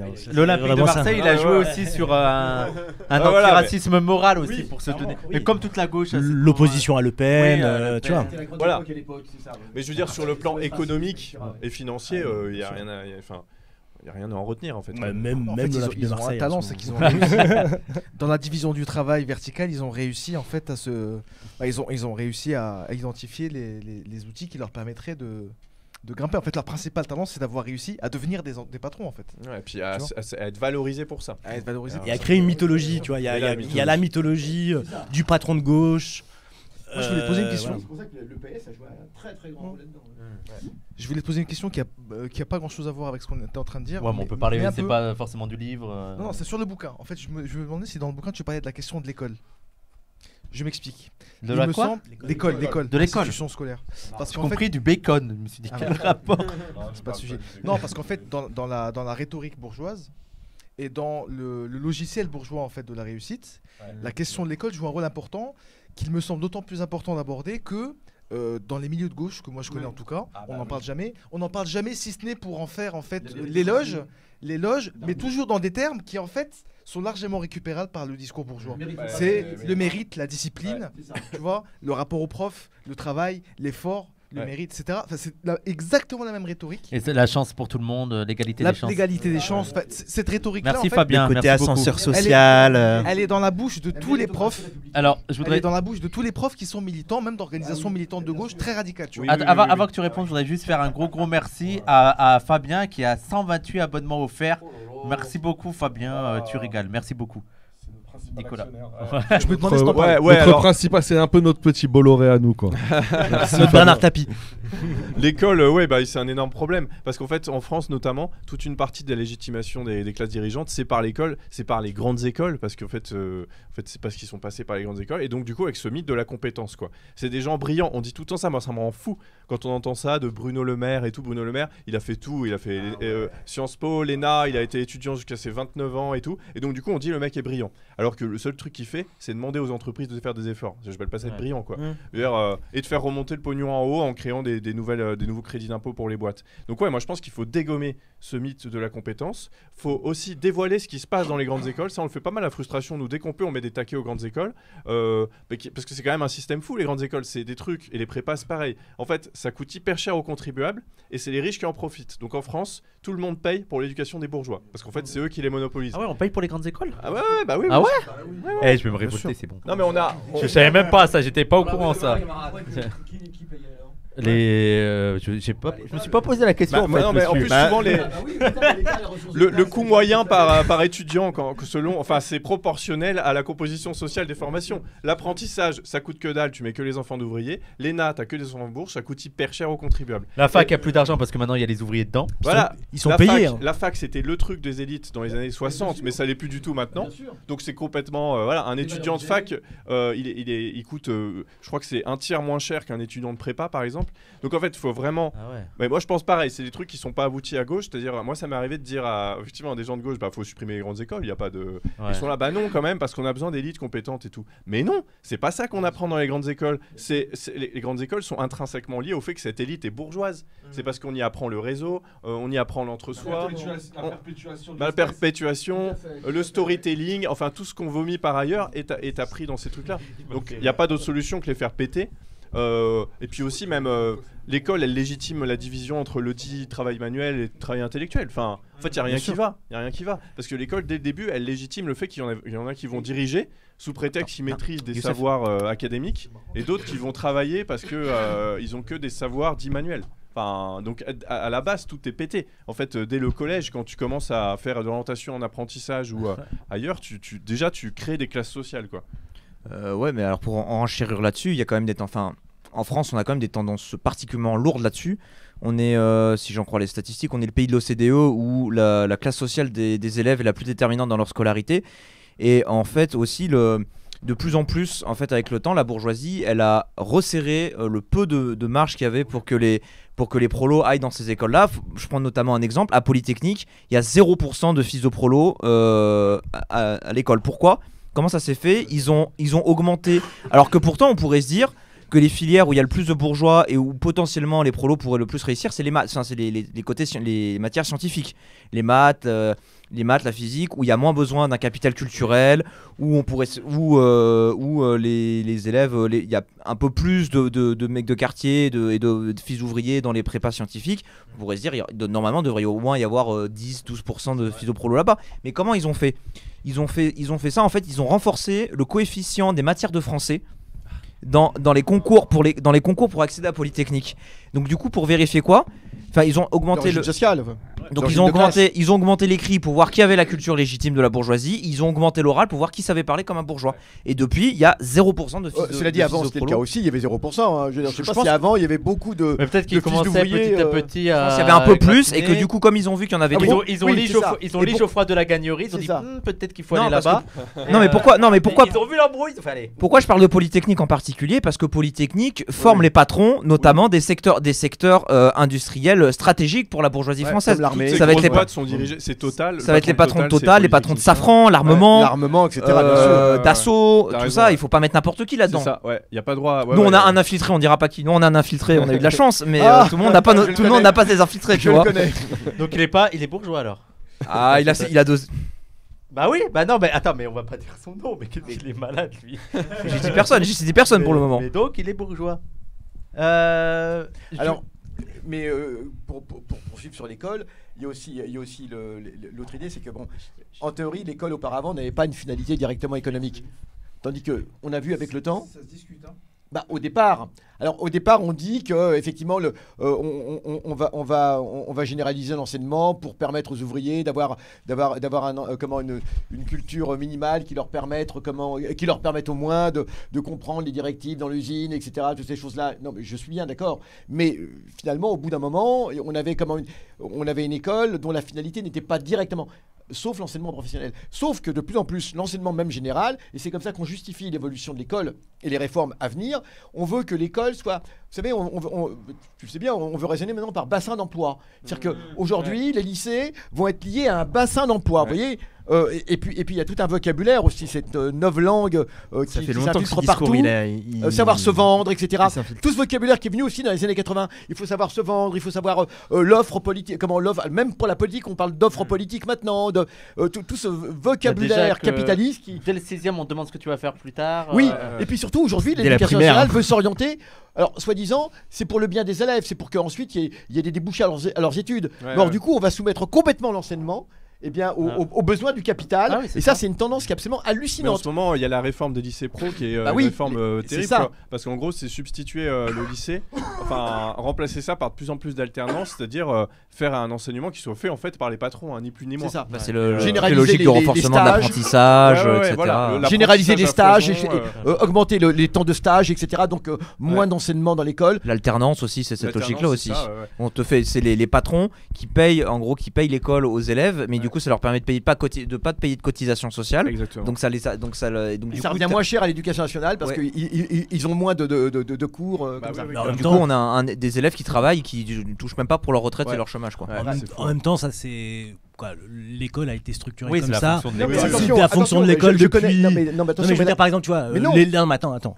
Non. L'école dans les années 50, moi Ouais. je Oui. parle de mes parents, ma mère, elle sortait, elle allait pas, ma maman, elle a eu le brevet et elle a arrêté après le brevet. Et 60% Attention. d'une classe sociale, tu vois, les 80% d'une classe d'âge au bac, c'est les années Oui, mais 80. bien sûr, Ouais, je crois mais- pas qu'il y ait eu une école quand- Il n'y a jamais eu Ouais, non, d'école je pense que ça a jamais égalitaire marché, et une mais- école mais de oui, Des stratégies différentes. Mais- Il y a des oui, stratégies mais différentes selon les attention. intérêts de la Il y bourgeoisie. avait Attention, il y avait des stratégies je connais la différentes. critique. Ouais. Non mais attends, parce que je pense qu'il y a aussi ce qui a changé, c'est la manière dont les prolos abordent l'école et qui fait que maintenant on voit de plus en plus que effectivement l'école est inégalitaire parce qu'avant les ouvriers comptaient pas sur l'école. C'est-à-dire que l'ouvrier, il allait faire comme son père, il allait être ouvrier. Non, non. Il y avait un destin de classe. Il y avait un destin de classe. Attends, laisse-moi finir s'il te plaît. Il y avait un destin de classe qui était un peu accepté parce qu'il y avait aussi une fierté ouvrière. On en reparlera de tout ça. Mais il y avait un peu moi je vais sortir à l'école à 18 ans et je vais aller bosser avec mon père, je vais me faire de l'argent. Il le vivait pas forcément comme une violence. C'était une violence, hein. Mais- Il le vivait pas forcément comme une violence. Et ce qui a changé, c'est que il y a plus de travail. Vivre comme ouvrier, c'est mal vu c'est maintenant ça. par l'enfant d'ouvrier qui veut Mais- surtout pas être comme son C'est- père ouvrier. Ouais, ouais. Et donc toutes les familles, et même chez les familles, il y a aussi, ils ont été imprégnés par ce discours de l'ascenseur social. Ouais, Et donc bien pour sûr. eux, l'école, c'est un moyen d'avoir une ascenseur social. Donc ils ont misé sur l'école. Et comme Et ils le- ont misé sur l'école et que l'école ne sert pas à ça, et ben là on se rend Ils sont compte que- frustrés. ouais. Voilà, Voilà. frustration. Et, les- Avec- et- avec- et le marché du travail a changé. c'est ça qui- avec quand même une nuance par rapport à ce que tu dis, c'est qu'il fut un temps, alors ça a été peut-être une embellie pendant les 30 Glorieuses aussi, ça correspond aussi aux 30 Glorieuses, hein, où quand tu sortais de l'école, tu étais sûr d'avoir un boulot. Bah Ouais. oui, Oui, c'est que- Il y avait les fameux T'avais pas besoin de CET, diplôme. il y avait les fameux CET collège d'enseignement technique, parce que en fait, quand on arrivait... Qui préparait un travail pareil. Bah oui, quand on arrivait au cours moyen 2, c'est là que ça se décidait. Soit vous étiez un élève plus ou moins moyen et vous pouviez aller en 6e, avec un examen d'entrée en 6e. C'est ce qu'on passait. Et puis sinon, vous alliez dans ce qu'on appelle fin d'études. Fin d'études 1, fin d'études 2, en attendant d'avoir l'âge d'aller au CET, au collège d'enseignement technique. Hein, mais auparavant, vous passiez le certificat d'études. En fin d'études 2, vous passiez le certificat d'études. Et quand vous alliez au lycée, vous passiez le certificat d'études en 5e, en classe de 5e. Mais ce que je veux dire, c'est qu'on était assuré à peu près d'avoir un travail. Mais tandis que là, c'est la soumission même au bassin d'emploi. Vous voyez, c'est beaucoup plus complexe. C'est que vous aviez un diplôme, etc. C'est la même chose. Je sais pas, de comptable, etc. Je connais des gens. Moi, c'était la même chose. C'était la même le contexte chose. économique. Non, mais là, c'est soumis à l'enseignement. Mais c'est ce qu'on dit. C'est C'est ce qu'on pas dit. l'école Oui, n'a mais- pas changé en tant que Tout le monde va à telle. l'école. En tant que d'adaptation au monde du travail. Une cohorte de bacheliers aujourd'hui, Ouais. elle est 30, 40, 50 fois plus importante que dans les années ça n'a rien à 60. voir. Combien de gens en niveau bac aujourd'hui par C'est rapport à- 80% d'une classe d'âge. Ils ont atteint ce truc-là. Et il faut composer avec. lié au travail aussi. Mais ça l'est toujours. Aujourd'hui, pas du tout. Aujourd'hui, un bachelier n'a aucun boulot. Aujourd'hui, vous allez à la fac. C'est mais parce que le pourquoi c'est parce Mais parce que qu'à le plus marché en- du travail Mais a c'est complètement ça. évolué. C'est Non, ça, le non, marché mais du je- travail a évolué et l'école a évolué aussi. Mais bien sûr, Et on- bien on sûr, laisse- bien sûr. Mais je crois qu'on se ressent beaucoup plus aujourd'hui la soumission au capital. Beaucoup plus qu'avant. Oui, parce que Moi, j'ai- t'avais moi, un j'ai la- boulot, moi, j'ai le t'avais- non, mais sentiment c'était pas que l'école. J'ai le sentiment qu'aujourd'hui. C'est on parce ressent- qu'il a on réussi ressent avec beaucoup l'école, il plus- défend son truc. C'est n'importe quoi. Je ressens que. Je pense, Prof, non, hein, prof. Non, mais Ouais. aujourd'hui, on ressent beaucoup plus la soumission au capital. En plus, même par rapport aux enseignants, sérieusement, les enseignants maintenant sont complètement soumis eux aussi à cela. On se discours, ils intègrent, alors que les enseignants qu'on avait, c'était pas du tout cela. Oh. Peut-être, non mais attends, laisse pas parler quand même. Et peut-être qu'on se disait qu'ils se la connaissent, mais il y avait cette espèce d'esprit universaliste, l'enseignement, la qui culture. idéalise complètement, Tandis je pense, qu'aujourd'hui, mais pas du tout. Aujourd'hui, il y a un cynisme qui existe, je le dis. Il y a un cynisme qui existe chez beaucoup d'enseignants. Et ma mère, on Où l'a on mis. accepte, Mais arrête avec Noël. Oh, mais ah ouais, avec Non, Noël, non, arrête. je parle de ma mère. Ouais, j'ai bien compris. Non, donc voilà, c'est tout. Ça te dérange pas si on discute un Moi, peu non, moi je pense comprends ça. qu'aujourd'hui simplement, voilà, même les enseignants ne réagissent même plus par rapport à cela. À l'époque, c'était les grandes idées, l'enseignement, la Non, mais culture. ça, c'est vraiment. Voilà. À l'époque, Après, c'était mieux. Mais non, je dis pas que c'était mieux. Mais non, je dis pas que c'était mieux du tout. C'est que, Enfin. comme tu dis, le marché du travail, j'aime pas du tout cette expression, était différent. J'ai bien dit que c'était les 30 glorieuses, j'ai bien dit tout ça, etc. Mais simplement, aujourd'hui, on a l'impression que ça apparaît de façon beaucoup plus crue. Cette espèce de, c'est beaucoup plus abrupt. Oui, Hein, voilà, c'est tout. Là où je t'abonde un peu plus, je vais abonder un peu dans le côté de Youssef pour mieux contredire. Là où il a raison, c'est que par exemple le droit de neutralité pour les profs est beaucoup plus important aujourd'hui que ça ne l'était dans les années 70. C'est un faux droit de 80. neutralité entre parenthèses. Oui. C'est justement le contraire. Ils sont plus du tout neutres. Bon, on l'a vu avec Enfin, les ils font la histoires propagande de- des programmes. de caricatures, tous ces trucs-là, etc. Justement, je pense qu'auparavant, il était beaucoup plus neutre, en vérité. Mais donc Parce que les profs ont vraiment besoin d'être neutres. mais du coup, je ne dis pas qu'ils ont besoin, mais je dis qu'aujourd'hui. parler. T'as pas de micro, on ne t'écoute pas, t'as pas de micro. Je dis qu'aujourd'hui, les profs Oh là sont. là, Youssef, tu monopolises la Ouais, parole. ouais, quand même. et alors, c'est moi le dictateur, j'ai le droit. Ça change de la bourgeoisie. c'est stalinien là. Non, je pense simplement qu'effectivement, il y a un rapport à l'idéologie qui est beaucoup plus important aujourd'hui. Alors, évidemment mais- qu'à l'époque, elle existait, l'idéologie bourgeoise. Mais aujourd'hui, c'est de plein pot. Oui, mais du coup, c'est moins dû à une meilleure considération de l'école de la part des gouvernements que par surtout un rapport de force qui était beaucoup plus fort dans la rue, une révolution qui se profilait. Donc Ouais, du ouais. coup les profs, mais beaucoup plus syndiqués qu'aujourd'hui. voilà. Mais du coup, là où je veux en venir, c'est que l'école en France, elle a toujours servi le projet de la bourgeoisie. L'école de Ferry, historiquement, elle se fait contre l'école de la commune parce que les premières écoles laïques gratuites et obligatoires, elles n'ont pas été faites sous Ferry, elles ont été faites sous la commune de Paris, où on apprenait aux enfants notamment à prendre les armes. Et donc le projet de Ferry, c'est de dire on va ni laisser l'école aux catholiques, ni la laisser aux socialistes. Donc il va falloir faire une école de la bourgeoisie. On va musulmans alors. Oui. On va faire de la, Il y a un truc. il y on a un va faire truc de la que je veux propagande nationaliste et on Ouais. va envoyer les enfants. D'une part, on va les préparer à Tuer de la les chair à Boches. canon pour aller reprendre l'Alsace et la Moselle, et aussi on va les préparer à l'emploi en les disciplinant quoi. Ouais, Nicolas. Mais je pense que ouais, il y a eu, en fait, forcément, on a l'impression qu'il y a eu des périodes moins pires parce que de fait, il y a eu des périodes où le rapport de force, il était un peu moins favorable à la bourgeoisie, que peut-être qu'il y avait un rapport à l'enseignement qui pouvait être un peu plus progressiste, c'est-à-dire peut-être que ça peut servir à autre chose que à contenter des bassins d'emploi en plus à court terme. Mais il y a un truc que je veux dire sur la gauche et les profs quand même, c'est que moi il y a un truc que je remarque, là on fait un peu une tournée de présentation de frustration et tout, un peu comme on connaît pas trop les villes, on va un peu dans le bar de gauche du coin, donc on a un peu les militants de gauche, et à chaque fois ils nous disent un truc moi qui me fait péter un câble, ils nous disent merci pour ce travail d'éducation populaire. Ah oui. Et moi j'en peux plus. C'est un tacle contre le page?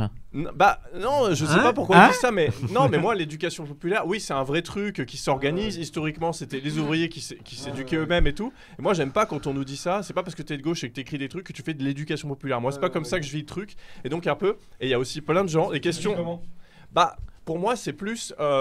T'es en maîtrise d'outils que sont par exemple l'écriture, que peuvent être la vidéo ou le discours, qui permettent de légitimer des colères. Mais j'ai pas l'impression d'apprendre des trucs de ouf aux gens.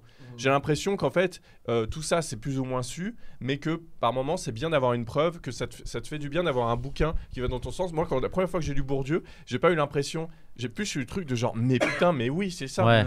Parce qu'en fait, on le voyait depuis toujours. Que pareil, de mettre des mots sur. Trier socialement. Mais voilà. Il assemble les pièces du puzzle que tu as dans la tête de ton expérience. Mais je me suis pas dit, je m'étais jamais rendu compte de ça, sinon ça marcherait pas. Donc moi, je suis plus dans ce truc comme ça. Et l'autre truc qui va avec, c'est que du coup, dans toutes les questions un peu dans les milieux de gauche qu'on a, c'est en fait, il y a plein de gens, ils pensent que l'école va être la solution.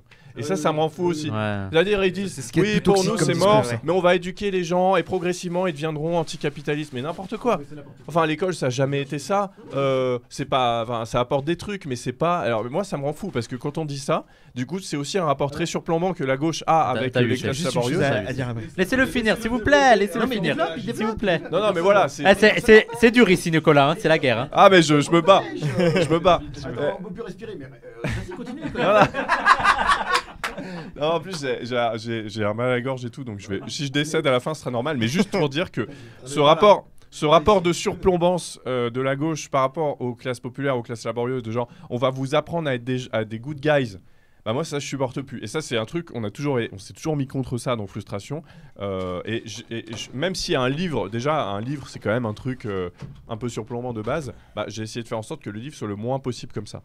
Donc le rapport à l'école c'est aussi ça, c'est l'école elle nous intoxique aussi avec cette idée que les savoirs émancipent, qui est quand même un truc aussi un peu chiant, avec cette idée que plus tu seras éduqué, plus tu seras anticapitaliste, alors que moi je pense que non, c'est plus tu cultives ta conscience de classe que tu es anticapitaliste à la limite, mais c'est pas par l'éducation, c'est pas en apprenant des choses. Ça c'est vraiment le rapport scolaire que la gauche va avoir à la révolution qui moi me gonfle complètement. Au-delà du rapport scolaire, c'est juste une chose, et d'ailleurs pendant un moment il y avait un effet ascenseur social qui existait au travers de l'école. Quand il y avait très peu de gens qui allaient à l'école. Aujourd'hui, maintenant, le brevet, le bac n'ont plus aucune valeur. Les jeunes aujourd'hui sont dans une situation où le travail est complètement uberisé. Et ils ont décidé de fermer l'accès des universités aux classes populaires au travers d'une mise en place d'une sélection, l'augmentation des frais d'inscription à l'entrée des universités. Donc le peu d'illusions qu'il pouvait y avoir entre guillemets l'école comme facteur d'émancipation aujourd'hui, l'ascenseur a été coupé. Quoi. Et pour parler d'un autre sujet sur le livre, il y a un sujet que tu abordes un petit peu et que je trouve intéressant, et notamment par rapport au public que je pense qui est visé, c'est aussi la question du conspirationnisme. Et donc tu dis que ça peut être aussi une des formes d'interprétation du monde, et tu questionnes autant la question du conspirationnisme, mais aussi la manière dont c'est traité à gauche, et aussi la manière dont c'est récupéré par l'État, qui va se faire en fait le voie de la raison, la voie de la rationalité. On l'a vu là dernièrement avec et c'est vrai que moi il y a un truc que je trouve insupportable. En fait il parle du conspirationnisme, et notamment chez les Gilets jaunes, cette idée de propension il y aurait une classe supérieure qui contrôlerait le tout. Et d'ailleurs tu dis que plus on pense qu'une classe contrôle tout, moins on va agir. Et c'est vrai que moi qui ai travaillé sur ce sujet, plus on est conspirationniste, moins on fait en fait. Genre c'est vraiment ceux qui sont les plus conspirationnistes, et même les délires Illuminati et tout, qui vont être en mode ça sert à rien, faut juste changer individuellement. De toute façon, même quand tu fais un truc, c'est eux qui le décident, donc ça sert à rien. Mais ça c'est important parce que j'en ai parlé parce que dans Frustration, on a quand même tendance à défendre les gens accusés de conspirationnisme. Nous aussi. Voilà, parce que c'est constant. Il y a toujours une putain d'étude bidon qui sort en disant ah les jeunes ils croient que la Terre est plate, c'est très très grave. Et donc derrière en fait il s'agit toujours de relégitimer la bourgeoisie, les experts de la bourgeoisie, les journalistes. Voilà, on va dire bah du coup c'est pour ça qu'il faut lire les vrais médias et pas les réseaux sociaux. Et ça c'est insupportable parce qu'en fait ils instrumentalisent cette question. Le conspirationnisme ça existe. Voilà, je pense que c'est pas le meilleur truc qui puisse nous arriver pour faire la révolution. Mais par contre, voilà, c'est une conséquence aussi du fait qu'on nous ment en permanence, qu'il y a des mythes en permanence. Et donc je trouve ça fou quand les experts de la bourgeoisie, après nous avoir raconté n'importe quoi à longueur de temps, enfin là on le voit pendant la réforme des retraites, c'est fake news sur fake news sur fake news. Ça. Ils ne font que ça. Donc, et à la fin ils disent aux gens quoi, vous croyez pas les médias, mais c'est scandaleux. Du coup vous croyez que la Terre est plate, qu'on est dirigé par des lézards. En plus ils les font passer pour des débiles. Ils ont tendance à mettre toute sa défiance dans le même sac, c'est-à-dire qu'en gros, que tu crois que Macron travaille pour les riches ou que tu crois qu'il est un extraterrestre, tu seras mis dans le même sac, tu vois.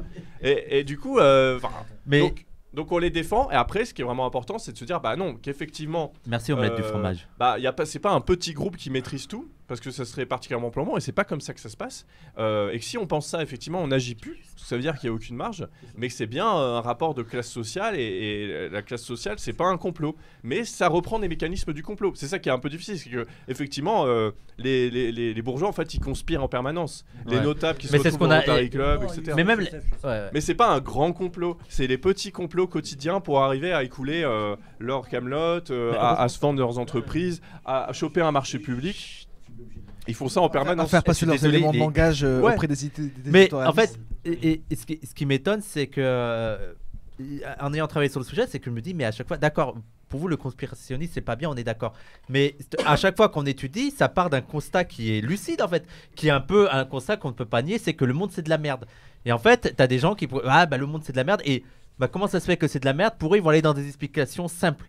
Voilà, ça peut être les juifs, ça peut être les Illuminati, ça peut être les bourgeois, mais on sait pas trop ce que ça veut dire. Et en fait, le problème du conspirationnisme, c'est pas tant la faute des conspirationnistes que la faute de la gauche. C'est qu'il n'y a plus une formation de la gauche pour expliquer l'ordre du monde. Et plutôt que d'essayer de comprendre ce phénomène et d'agir sur ça et de donner des outils aux gens pour transformer leur frustration, leur colère et d'expliquer les tenants et les aboutissants, je trouve qu'on va beaucoup. Merci. Le besoin d'un livre comme celui de Nicolas Framont. Voilà, non mais c'est pour, mais moi et comme tu as dit, il y a eu plein de mensonges qui ont été vrais. Je veux dire, il y a plein de faits. Moi, il y a un truc qui me fascinait, c'était vous êtes complotiste, vous parlez de coup d'État en Amérique du Sud. Mais gros, je veux dire, tout le monde le sait. Et avant de laisser la parole à Romain, et c'est vrai qu'il y a un truc qui est insupportable là, et que à gauche on n'arrive pas à comprendre parce qu'on est beaucoup dans l'anticonspirationnisme un peu bêta, c'est comment c'est aussi récupéré par le gouvernement et qui va faire, comme tu as dit, faire passer les gens pour des cons, mais aussi beaucoup jouer sur les fake news. Moi je me rappelle là dernièrement, il y avait eu un graphique sur les retraites qui était passé qui montrait que 25% des 5% les plus pauvres mouraient. Et on a eu quoi? Olivier Véran qui est venu en disant alors moi je vais m'insurger contre une fake news, et on n'est pas là pour diffuser des fausses vérités. Ce n'est pas 25% des Français qui sont morts avant la retraite. Mais gros, on n'a jamais dit ça. Mais oui, ils ont créé une fake news à partir de rien. C'est ça. Alors que eux passent leur temps à en créer en ce moment, parce qu'ils ont que ça pour défendre leur projet de merde. Répondre à une fake news qui n'a jamais existé pour pouvoir délégitimer tout le reste. Exactement. J'ai vu un truc, tu avais réagi sur le JDD d'ailleurs. Après oui, sur JDD. Ouais, et là ils ont diffusé une infographie, c'est JDD, c'est genre quand vous payez 1000 € d'impôt à l'État, comment il est divisé quoi. Et en fait leur graphique est complètement faux, enfin ils mélangent tout, et même la légende du graphique est fausse, c'est-à-dire qu'ils disent en dollars. Sur 1000 € il y a combien, et entre parenthèses il y a marqué les réponses, donc c'est genre 67 € machin, et la légende est marquée en millions de dollars. Donc le graphique juste il est complètement faux, et de toute façon les ordres de grandeur dedans sont faux, et ils ont fait un montage bidon pour montrer que c'était les retraites qui nous coûtaient le plus cher, alors que non, sur les dépenses publiques c'est les aides publiques aux entreprises, c'est ça qui est la première dépense publique en ce moment. Et ça on n'en parle pas, évidemment JDD ils allaient pas mettre ça, donc en fait ils ont tronqué leur schéma pour arriver à leur fin politique. C'est grossier, mais même nous à Frustration on fait pas ça, nous on met des vraies infos. Le JDD il fait ça parce que... nous on fait pas ça. C'est vrai que Gérald Bronner il participe à ça, il est c'est la caution pseudo-zététicienne. Qui est ce type? C'est un sociologue anti-conspirationniste. C'est le seul sociologue français qui est tout le monde est Bourdieu, il est Boudon. Ah oui, d'accord. Et tout, individualiste et Il n'y a tout. pas de classe sociale avec Oui, des individus. et les beaucoup, Ah ouais, et les d'accord, beaucoup ok. en plus, Ouais. c'est ça qui est intéressant, beaucoup sur le conspirationnisme. Oui. Bah oui, Il bah en oui, a du fait. coup. Lui, il adore dire les Français ont des croyances erronées C'est que ça, c'est et nous, on va ramener la vraie science parce que les gens, ils sont perdus. Ouais. Mais après, sur la question du conspirationnisme, Excuse-moi parce que il veut tellement parler que maintenant il fait. Allez, c'est à toi Romain. Allez. dans la question du conspirationnisme, tu vois, il y a aussi ce qu'il faut s'interroger, c'est le rôle politique que peut avoir le conspirationnisme, et souvent, en fait. Quand tu analyses un peu l'histoire des mouvements, des luttes sociales, le mouvement en voie de décomposition, c'est souvent là que ce mouvement sécrète ses formes conspirationnistes. Et franchement, par exemple, le mouvement noir américain, qui, dans ces périodes de forte répression, où il se décompose sous la répression étatique, généralement sécrète des formes de décomposition idéologique qui créent, Et par exemple, réactionnaire. et réactionnaire. Et on le voit avec les musulmans actuellement. Oui, mais par exemple, moi je parle la du mouvement. radicalisation, c'est aussi lié à la. Ouais.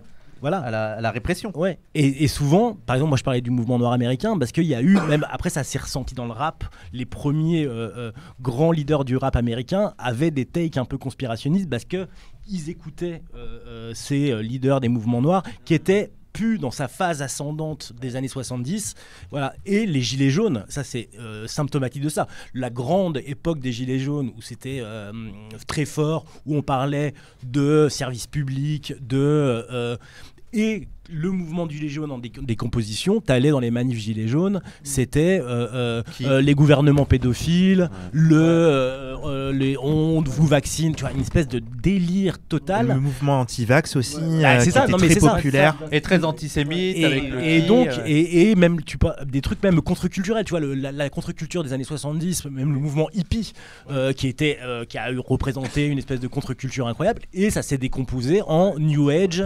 un truc un peu, voilà, tu vois, de développement personnel, tout ça. Et en fait, souvent, les phases politiques ascendantes très fortes de contre-culture, de contestation politique forte, quand ils subissent les coups de boutoir de l'État, ils subissent la contre-révolution, en fait, se décomposent en sécrétant des espèces de miasmes idéologiques qui sont le conspirationnisme. Et c'est pour ça qu'il faut l'analyser comme ça aussi, le conspirationnisme.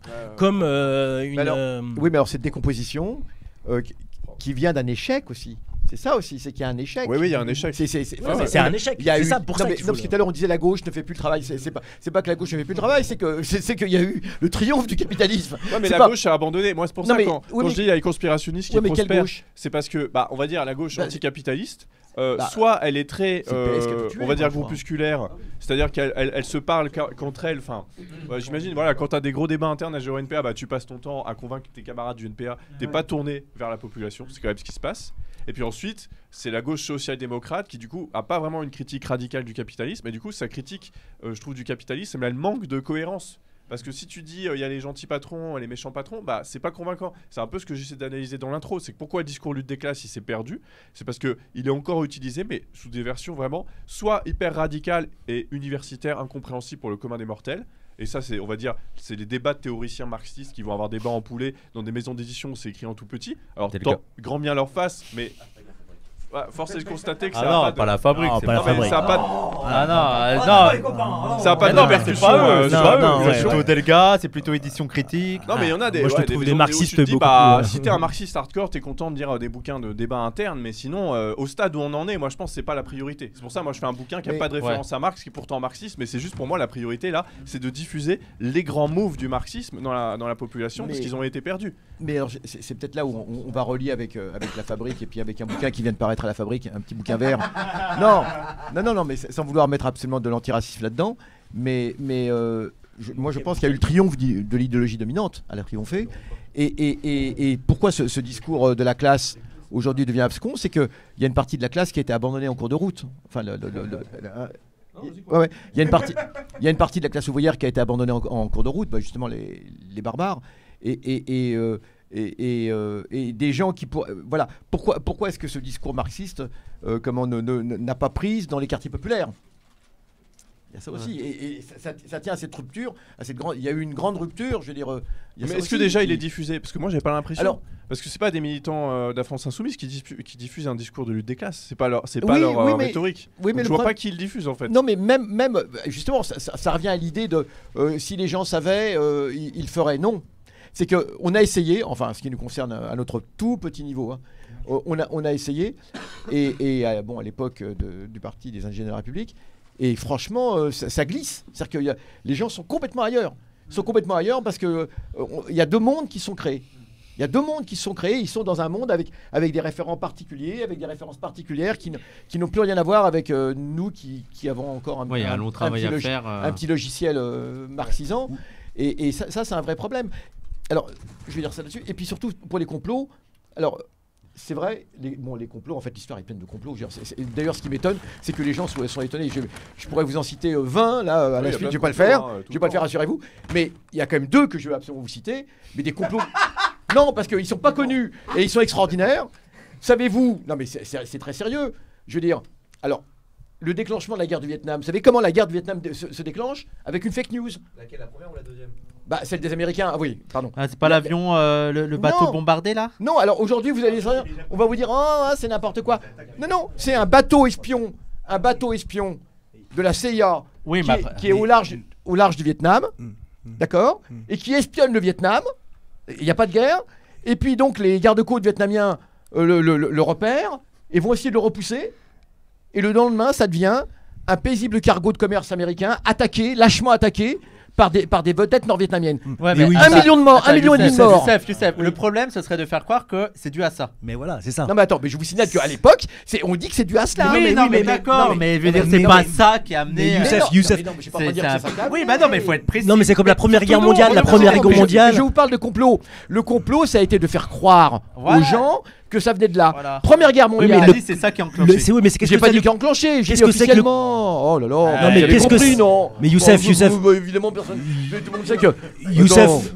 Qu'est-ce que c'est que le complotisme, tu vois? Alors le complotisme, c'est d'expliquer l'histoire, les grandes évolutions de l'histoire par le complot. Oui. Et ça, là, effectivement, c'est problématique. Bien sûr. Parce qu'il y a des déterminismes historiques, parce qu'il y a des mouvements, des tectoniques historiques qui font. Bien sûr. Tu veux pas expliquer la Première Guerre mondiale juste par l'assassinat de l'archiduc. Non, mais c'est pas ça du tout. Non. Quand on dit le complotisme, ça veut dire qu'on a réussi à faire croire à des gens. Et là, c'était vraiment du complotisme. On a réussi à faire croire à des gens à l'époque que les États-Unis devaient entrer en guerre parce qu'effectivement ils avaient été agressés. Non, mais pour moi, ça serait un peu comme l'intervention en Irak avec la fiole à l'ONU. Mais je veux dire, c'est pas la raison de l'invasion, c'est pas ça. C'est que pour légitimer, ils ont inventé bien évidemment. un truc. Oui, mais voilà. Non. Mais Youssef, ce que je veux dire, c'est que on s'entend pas sur le mot complotisme. Non, mais attends. Ce que je veux dire, c'est que nous, on est obligés d'être très précis, sinon nous ça va être demain en mode mais c'est pas ça du tout. Mais je connais quand donc on je préfère. Tu connais.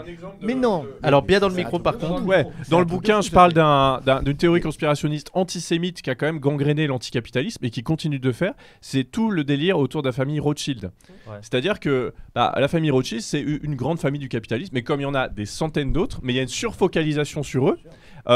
Et ça a continué parce que Macron, avec la bataille de Waterloo, il avait bossé pour la banque Rothschild. Alors, en fait, il n'a pas bossé pour la famille Rothschild, mais pour une grosse banque d'affaires réputée. Et ça fait partie, les Rothschild, ça fait partie des noms qui traversent l'histoire du capitalisme parce que c'est un capitalisme d'héritier. Pompidou lui-même avait bossé pour Rothschild. Voilà. Et du coup, il y a cette idée que comme ça, en fait, l'histoire du capitalisme, on dit pas, enfin, l'histoire du système est jalonnée d'épisodes où la famille Rothschild était super puissante. Alors quand on regarde la famille Rothschild, en fait, c'est une grande famille du capitalisme qui est divisée d'ailleurs en plein de branches, qui a pas de cohérence entre elles. Bien sûr. Et ça, c'était vraiment une fake news. Enfin, c'était un bouquin complotiste d'un antisémite français au début du 19e siècle qui disait, qui attribuait en fait tous les malheurs du monde. C'est ça le complotisme. Ouais, tous les malheurs du monde à cette famille-là, qui aurait des intentions, en fait, qui aurait un grand dessein juif pour dominer. Bien sûr. Alors qu'en fait, les méchants, alors que les gentils, c'est les autres patrons. Ouais. Et donc ça, c'est complètement anti-marxiste parce qu'en réalité, la famille Rothschild, c'est une famille bourgeoise comme les autres, qui, comme les autres, cherche à maximiser ses intérêts en faisant des alliances avec les autres et en influençant les politiques, exactement comme les autres. Donc il y a aucune spécificité Rothschild. Mais comme ce nom revient tout le temps,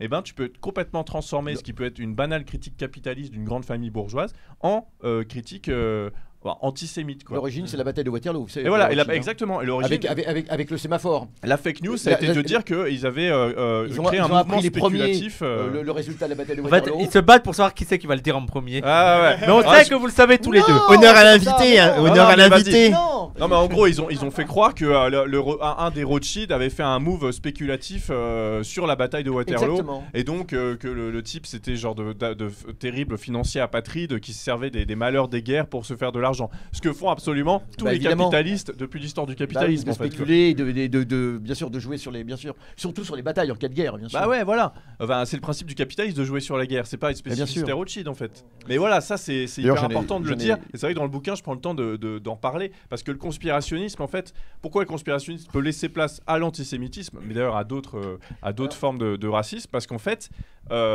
il laisse le champ libre, parce qu'en réalité on décrit des gens tout puissants qui contrôlent tout, qui peuvent tout faire. Enfin, le conspirationnisme se nourrit de lui-même, donc ça peut être potentiellement tout. Donc il n'y a plus qu'à trouver le groupe que tu vas sélectionner pour être ce genre tout puissant. Mais tu parles des 500 familles.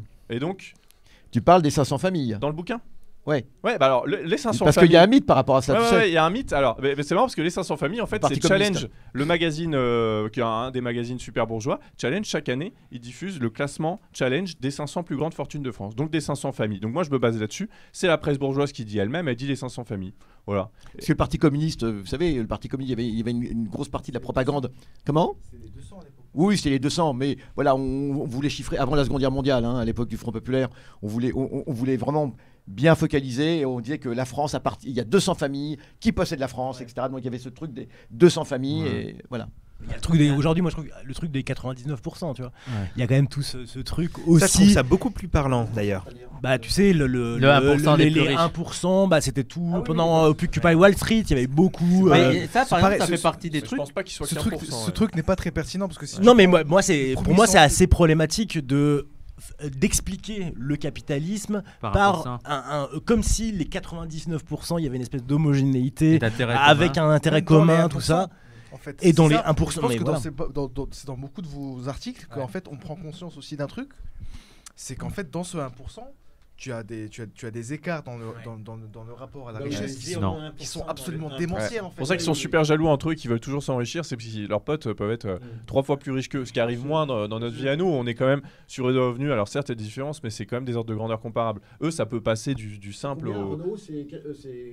La première fortune mondiale, il est à 58 milliards. 147, non, je sais pas, ou 127. Ah non, bah- 58 c'était en 2017 pardon. Alors, Ouais, t'as raison.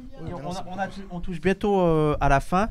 Je voulais parler d'un sujet un peu qui fâche. De toute façon, tu savais qu'on allait en discuter. C'était le terme homophobie soft. On avait eu une petite polémique. Je sais pas si tu as vu la vidéo qu'on avait fait. sur le sujet. plus tard, ce qui fait qu'en fait j'étais complètement en retard sur la réaction. D'accord. Donc, toi, ton avis, c'était que le terme homophobie soft t'avait beaucoup choqué. Et ensuite que tu critiquais un peu la distinction entre individuel et institutionnel.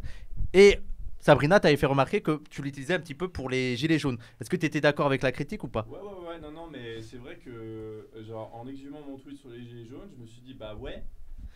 Non, mais ouais, bah il y a des trucs comme ça, j'étais là, ouais, ce que j'avais dit, genre, j'avais eu un raisonnement contraire, tu vois. Ouais. Et en fait, Attendez, parce que... Attends, excuse-nous. Ah merde.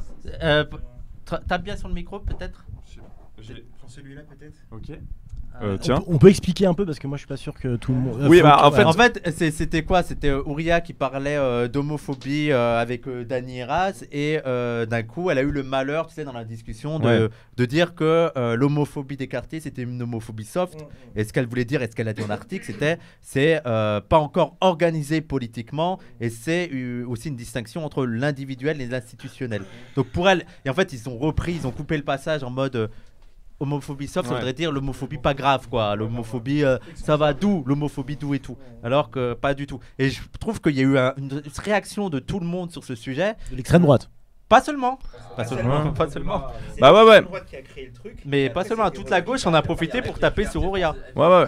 Moi, je me suis vachement énervé en mode Twitter. En fait, ce que je fais rarement sur Twitter, moi, j'essaie de me fixer comme règle de pas répondre, en fait, parce que j'ai l'impression que Twitter, ça te prend énormément de temps quand tu te mets à répondre, à discuter avec les gens et tout.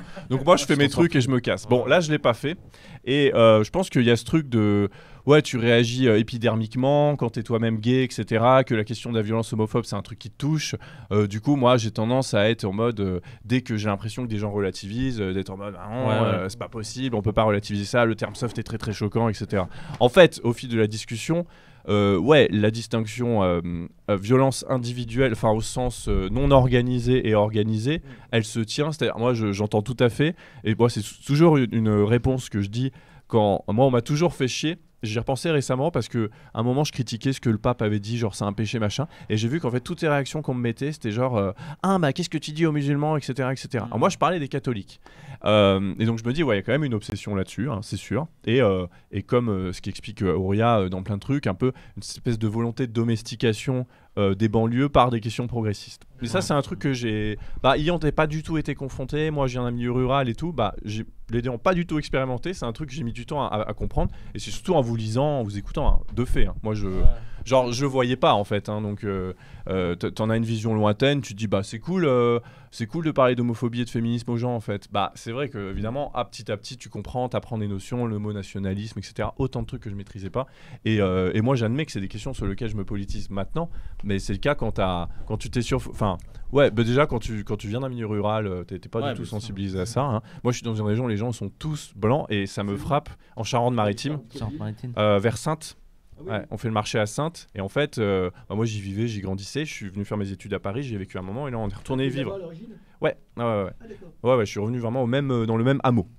Donc il n'y a pas de... Alors tu parles pas tu as pas et je vis à 4 mètres de mes parents, la maison voisine. Et donc, et en revenant d'ailleurs, on s'est dit, avec mon mec, on s'est dit c'est fou. Enfin, moi, évidemment, j'y vivais, je me rendais pas compte que tout le monde était blanc. Et maintenant, ça nous frappe et ça nous choque parce qu'on a vécu à Paris. Mais vraiment, ça nous choque. Ouais, parce que Paris, c'est pas la même. Surtout quand tu arrives à Paris. À quel âge t'as vu ton premier arabe et ton premier noir? Non, mais tu déconnes. Mais attends, mais c'est une question. Je sais qu'à la campagne, moi aussi, je connais bien l'Auvergne et les gens n'avaient jamais vu un noir ou un arabe. Évidemment. Quand j'y allais, moi. Mais oui, c'est vrai. Alors, je te dirais pas, ça s'est passé à 12 ans et tout. Non. Je m'en souviens. Mais je te dis juste que ouais. Je m'en souviens, c'était le 12 septembre. En fait, après, quand on a vécu à Paris, ça nous semble inimaginable. Mais moi, je pense, je sais pas, dans mon école primaire, peut-être qu'il y avait un noir, tu vois. Oui, évidemment. Donc, tout ça pour dire que la chanson. Camini raconte ça. Mais il raconte ça. C'est tout Moi, je me souviens de cette chanson, j'étais là, mais oui, c'est comme ça que ça se passe. Camini, c'est un vieux rappeur, Marly Gaumont, et c'est un noir qui a grandi en banlieue, à la campagne, et qui a une chanson sur ça, sur le racisme. Et je la trouve bien la chanson parce qu'il y a un côté un peu, tu vois la complexité, c'est-à-dire que en même temps ils sont racistes, mais lui il l'aime bien parce qu'ils le connaissent quoi. Je veux dire, voilà, c'est ça le truc.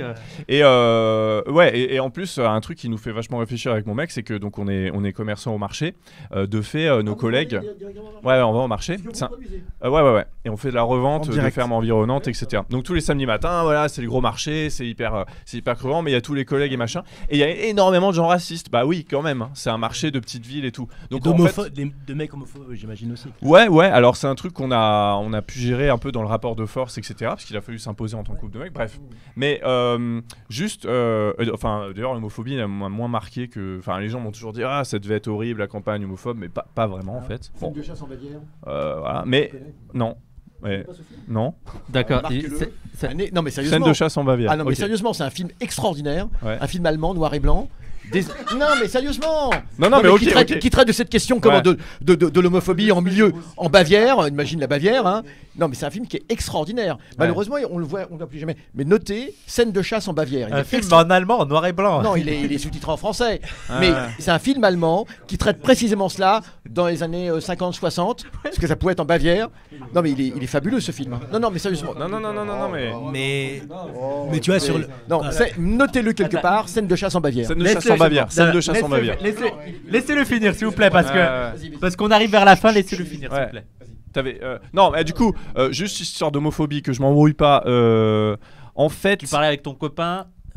Ouais, donc tu vois, confronter au racisme, l'homophobie. Moi, il y a un truc qui me saoulait, et c'est pour ça que j'avais fait ce raisonnement sur les gilets jaunes, que du coup, j'ai pas appliqué à ce moment-là et qu'on peut appliquer aussi. C'est que moi, on me disait toujours, quand je suis arrivé à Paris, on me disait ça devait être dur, la ruralité, l'homophobie et tout. T'as plein de clichés qui sont associés. Alors que j'avais vraiment envie de leur dire, balayer dans votre porte, parce qu'en fait, t'as plein de formes d'homophobie des diplômés. Tu vois, toute homophobie bienveillante, insupportable des Parisiens et tout. En plus mode, policé, quoi. Quoi, qui est plus policé. Oui, qui est plus policé, mais qui te réduit quand même à un truc. Qui est de l'homophobie. Voilà, que t'es une sorte de personnage secondaire et drôle, une sorte de faire-valoir, etc. Tout ça, ça existe. Donc effectivement, je vois bien comment l'homophobie elle est utilisée et je le vois de mieux en mieux. Donc en fait, je me souviens que du coup, ça m'avait dégoûté quand on avait dit ça sur les gilets jaunes. Parce qu'en fait, les gilets jaunes, pourquoi, de toute façon, c'est clair, hein, pourquoi j'ai été plus compréhensif envers les gilets jaunes que quand Auria a dit c'est par question de proximité, en fait. Hein. Ouais. Parce qu'en fait, les gilets jaunes, moi, c'est ma famille, c'est les gens de mon département. La Charente-Maritime a été un énorme département gilets jaunes. Donc moi, j'étais hyper content à ce moment-là parce que c'était une région très dépolitisée. Et tout d'un coup, les gens sont sortis, ont mis leurs trucs sur le tableau de bord et tout. Donc j'étais en empathie totale. Et là, j'étais juste moi en empathie. Et du coup, plutôt que d'avoir une réaction, j'ai une réaction, on va dire, corpo. Gay, tu vois. Non mais c'est vrai. Non mais il y a aussi. Mais je pense que c'est hyper honnête de dire. Non mais moi franchement, moi je trouve ça hyper honnête de le dire comme ça. Moi je le vis et comme puis ça. moi je connaissais pas toute l'histoire, donc toute la démarche intellectuelle que tu viens d'expliquer. Franchement respect. Et j'invite tout le monde à faire la même chose, tous sujets confondus. Moi je te connaissais pas avant ce soir. Et franchement, respect pour la démarche que tu as eue. Et puis juste qui se concrétise par ta venue ici. Franchement, on n'était pas méchants. Carrément. Non, mais je respect sais, aussi, simplement hein. respect aussi. Hein. Non, mais j'ai. En fait, je sais pas, ce truc, on voit un peu les choses de notre fenêtre. Et se politiser, c'est les voir moins de sa fenêtre. Mais il y a aussi. Voilà. Pour moi, il y avait aussi l'effet Twitter. On Twitter est structuré pour qu'on se. Et je pense qu'il y a aussi l'image un peu sulfureuse de Ouria où on interprète très vite mal les choses. Et justement, en fait, ce que disait Ouria, c'est que je rappelle cette anecdote et je vous jure que c'est vrai, c'est qu'elle se rappelait même pas avoir dit homophobie soft. C'est dans la discussion et tout. Je dis Ouria, je l'avais au téléphone, je dis Ouria, il y a une polémique sur Twitter à partir de homophobie soft. Je fais mais qui c'est qui a dit homophobie soft?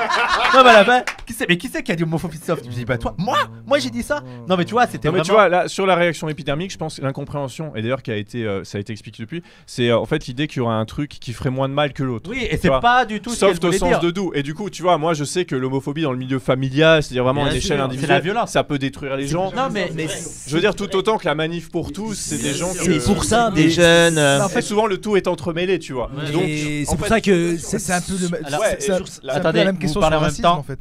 Le racisme, c'est pareil. Oui. Tu vois les remarques racistes dans mais oui, c'est ce que j'allais dire. Non, mais le petit plan à la campagne, comme tu as dit, qu'ils sont racistes et tout, nous on le considérait comme du racisme individuel et c'est pas celui qu'on va viser. Est-ce que ça veut pas dire que ce raciste-là peut pas fracasser un noir qui va le croiser? Exactement. Sauf que nous, c'est pas notre priorité dans le sens où on sait que c'est le produit aussi des structures. Que même c'est que si on veut agir sur lui, voilà, c'est la question du pouvoir. Il faut les analyser pour savoir comment on les détruit. Exactement. Voilà, en fait, je veux dire, en fait, il faut prendre la question d'un point de vue politique et effectivement qui a un pouvoir politique pour exclure des gens, pour s'organiser, pour créer des mouvements d'opinion. C'est pas les jeunes de quartier qui ont un espèce d'homophobie. Je sais pas, mais pas d'homophobie. Elle le dit, ça Ouria, c'est sa crainte que ça devienne politique. Et que ça s'organise et que ça devienne une vraie puissance. La manif pour tous. Oui, c'était la manif pour tous. Là, il y avait une vraie puissance d'organisation, une vraie tentative d'hégémonisation de la société française. Il y avait des représentants politiques, il y avait Darmanin, il y avait...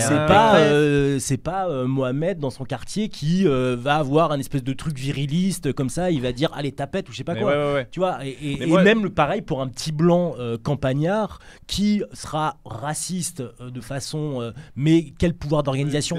Voilà, quel pouvoir. Alors, bon, ça c'est peut-être plus discutable parce que là, il y aura aussi une hégémonie qui va se faire politique sur ce racisme un peu instinctif. Raciste entre les les classes sociales, tout ça. Après, mais sur l'homophobie de quartier, même ils sont stigmatisés dans les quartiers, dans les médias, en mode regardez, c'est fruste, archaïque. Mais évidemment. Tu vois. Mais tu vois, du coup, moi j'ai une inquiétude par rapport à ça, c'est de me dire si l'homophobie devient Enfin, vraiment, c'est une vraie crainte. Et que moi, j'ai vraiment ressenti ça. C'est-à-dire que si l'homophobie devient l'étendard de la classe dominante, la lutte contre l'homophobie devient l'étendard de la classe dominante parce qu'ils ont toujours besoin de trucs pour se donner une grandeur d'âme et pas être des simples salauds de capitalistes, ils chopent des trucs, ça risque de faire potentiellement des homos des sortes de symboles.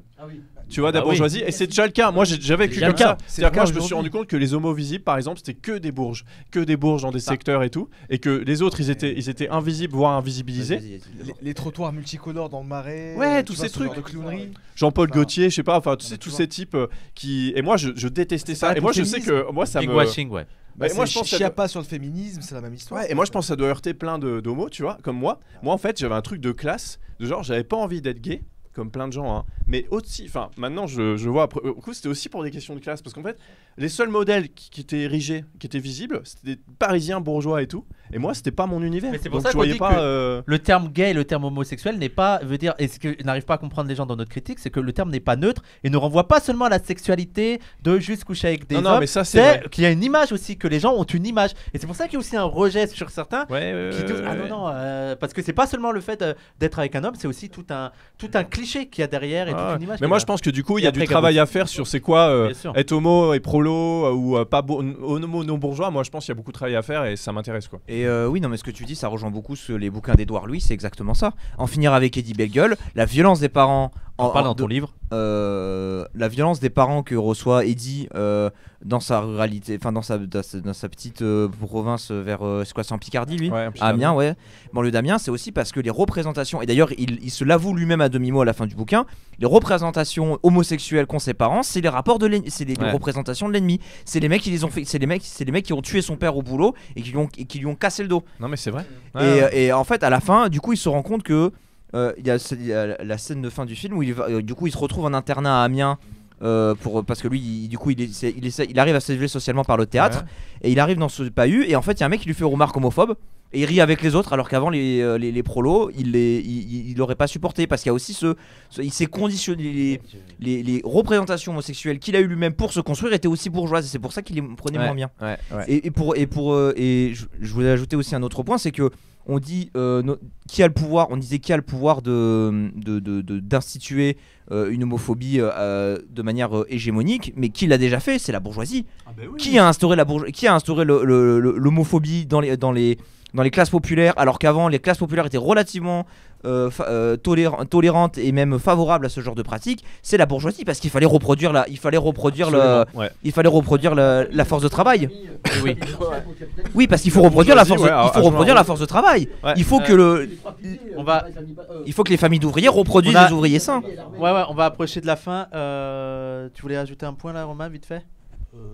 Non, mais moi c'était il y a une figure intéressante, tu vois, c'est celle de Bilal Hassani, quoi, qui avait dit justement en parlant de son rapport à l'homosexualité et de son rapport à la société, et il disait effectivement que c'était très dur quand il était dans son quartier, parce qu'il vient d'un quartier mais que quand il est sorti de ce quartier et qu'il a vraiment vu ce que c'était l'homophobie, c'était en sortant de son quartier, parce qu'en fait il était le marginal, mais c'était notre marginal. Voilà, il y avait ce truc-là. Il y avait un truc de lien. Voilà, et quand il en parle, c'est assez incroyable, parce qu'il sort de là, et là il voit qu'il y a un vrai mépris.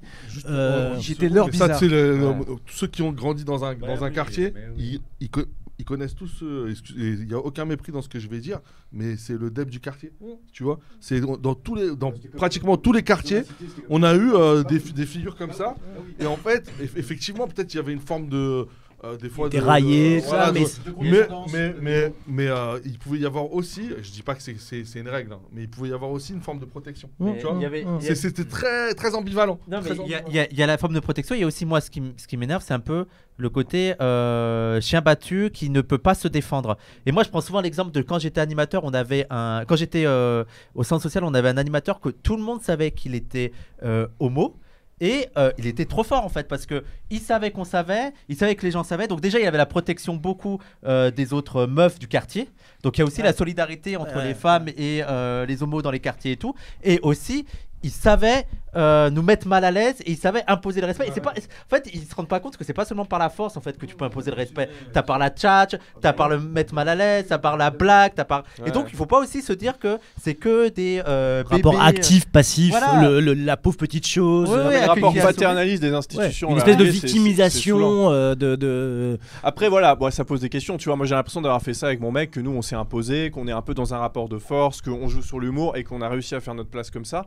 Mais aussi parce que derrière, on a eu, voilà, parce qu'aussi on est arrivé là. Moi j'avais, plus de 30 ans. Enfin, t'as aussi la force, bien sûr, du truc. Mais et que moi je me souviens aussi ce que ça a été d'être à l'école, de subir l'homophobie, et t'es seul comme un con. Et je veux dire, personne ne t'aide. On l'a vu là, mais même encore actuellement là, l'enfant. Bah c'est horrible. Tu vois, cette histoire, moi, elle m'a rendu hyper triste parce que. Mais c'est un et truc d'ailleurs, là, on voit bien que le problème il est institutionnel d'ailleurs, parce qu'en fait, l'école ne veut toujours pas gérer ce truc. Ils veulent toujours pas s'intéresser au problème, dire maintenant ça suffit. Et c'était comme ça de mon temps, et c'est pareil avec ce gamin. Et moi, le procès était aujourd'hui. Ça m'a rendu super triste. À la mort de Lucas, donc qui avait 13 ans, qui s'est donné la mort. Malheureusement, et qui a subi un harcèlement, et on va dire, et ça avait été signalé, etc. Ça avait été signalé, et voilà, l'institution, elle est totalement, c'est dans l'est de la France, vers Besançon, je crois, quelque chose comme ça. Paix à son âme. Mais bref, il aurait été beaucoup plus réceptif si ça avait été un petit musulman. Oui, Youssef a pas de micro, mais il a dit qu'ils auraient été plus réceptifs si c'était des musulmans qui. on les envoie en garde à vue avec les gamins là. Il y aurait plein de. Parce que là, on touche à la fin, vraiment, il y aura plein de discussions sur ça et aussi sur la manière de lutter contre l'homophobie dans les quartiers. Que les gens ne veulent pas nous écouter sur ça, mais on n'aura malheureusement pas le temps et qu'on dit qu'on peut pas emprunter les mêmes voies que la gauche dans les quartiers, que nous. Laissez-nous faire. Laissez-nous faire. Et il y avait aussi un sujet que, très vite, parce que c'est un sujet qui va nous intéresser, nous, de plus en plus, c'est le sujet de l'Europe. Et tu résumes ça un peu, tu mets le lien à l'Europe et tu reconnais que l'Europe est quelque chose de très problématique, notamment par la distance et le fait que c'est des technocrates et tout. Mais en même temps, tu ne présentes qu'une solution, c'est le souverainisme. Et tu t'opposes à cette solution souverainiste. Est-ce que pour toi, il n'y aurait pas peut-être une idée, et c'est un truc qui est courant à la gauche chez nous, c'est un sujet qu'on veut aborder là dans les prochaines années, mais une sorte de Frexit. Oui. Mais moi, et je défends. Colonial. Moi, je défends. Et même de gauche là. À fond ça et dans Frustration, ce qu'on défend. Nous, on dit, l'Union européenne, pourquoi faire ? On peut dégommer ça. On n'a aucun problème de principe avec ça. Vraiment. Non, ce que j'attaquais dans le bouquin, c'est le souverainisme, c'est-à-dire c'est un discours qui tend à faire de cette question l'alpha et l'oméga de tout. Le Brexit, truc qui va tout résoudre. Asselineau. Le truc Asselineau. Et dire tout finalement, est déterminé par ça. Quoi. Voilà, tout est déterminé par ça. Quand on aura retrouvé notre souveraineté nationale, tout ira mieux. Ça, j'y crois pas du tout. Pour moi, il y a eu des classes à mener. Il se trouve que l'Union européenne est un outil de la bourgeoisie dans cette lutte des classes qui nous mène. Donc, moi, je suis pour le dégommer. Il n'y a aucun souci. Par contre, ça s'arrêtera pas là. Voilà. Et on a une bonne bourgeoisie nationale qui est toujours prête et qui tirera profit de la situation. Donc c'est juste que voilà, quand je dégomme. Un ciment peut-être dans une convergence de lutte. Comment ça, un ciment c'est-à-dire que. Youssef, tais-toi. C'est-à-dire que différentes catégories de personnes peuvent peut-être s'allier justement pour atteindre cet objectif de la sortie de l'Union européenne, et que peut-être après ça peut rebondir sur un combat plus global, quoi. Je sais pas. Je suis d'accord. En 2005, ça a allié tout un dire. truc. Le référendum de 2005 sur le traité constitutionnel européen, ça a été un moment politique fort et donc c'est une ressource. Alors, je suis désolé. On va arrêter là. Lance pas le raid tout de suite. Voilà, je vais dire une dernière fois. Non, mais attends, je vais le mettre devant pour qu'on le voit bien. Dis-moi. Alors, Parasite de Nicolas Framont aux éditions Les Liens qui libèrent, c'est ça ? Les Liens qui libèrent. C'est ça. Les Liens qui libèrent. Oh là là. Alors il y a Youssef qui a lu le commentaire. Je m'excuse Youssef. Attends, enlève le livre. Je présente mes sincères excuses à Youssef. Pardon, si je t'ai manqué de respect et je m'excuse. Oh là là, qu'est-ce qui se passe ? Il est en train de. Donc les parasites. Moi, je trouve que c'est très pratique déjà pour les gens qui ne lisent pas énormément, parce que c'est accessible et comme tu dis, c'est c'est par la narration, par certaines figures et tout, et tu ne tombes pas dans les travers de ceux qui font par figure. Tu fais toujours le lien avec les structures, avec c'est pas Branco, avec le poids. Voilà, tu es pas Branco. Et il y a il y a des propositions et tout, donc voilà. N'hésitez pas à aller l'acheter. J'espère que on n'a pas été trop désagréable, Nicolas. Ça non, c'était cool. C'était cool, merci. Non, pas du tout désagréable. C'est la première fois que tu venais sur Twitch. Déjà, c'est la première fois que je viens là. Et puis c'est la première émission que je fais sur le livre qui sort la semaine prochaine. Du coup, vous avez exclusivité, quoi. Voilà. Let's go. Alors, je précise, il est aussi bien pour les gens qui lisent, mais je trouve que les gens qui lisent pas, si vous avez des choix à faire, parce que les gens qui lisent pas, ils achètent beaucoup de livres, ils ne lisent pas au final parce que c'est trop compliqué. Tu sais, ils veulent aller lire du Marx tout de suite. Lisez ça, c'est accessible. Il y a des livres qui sont super plombants et intimidants. Parce et qu'en France, il y a un délire d'écrire des livres pour pas qu'ils soient lus. Mais en plus, ouais.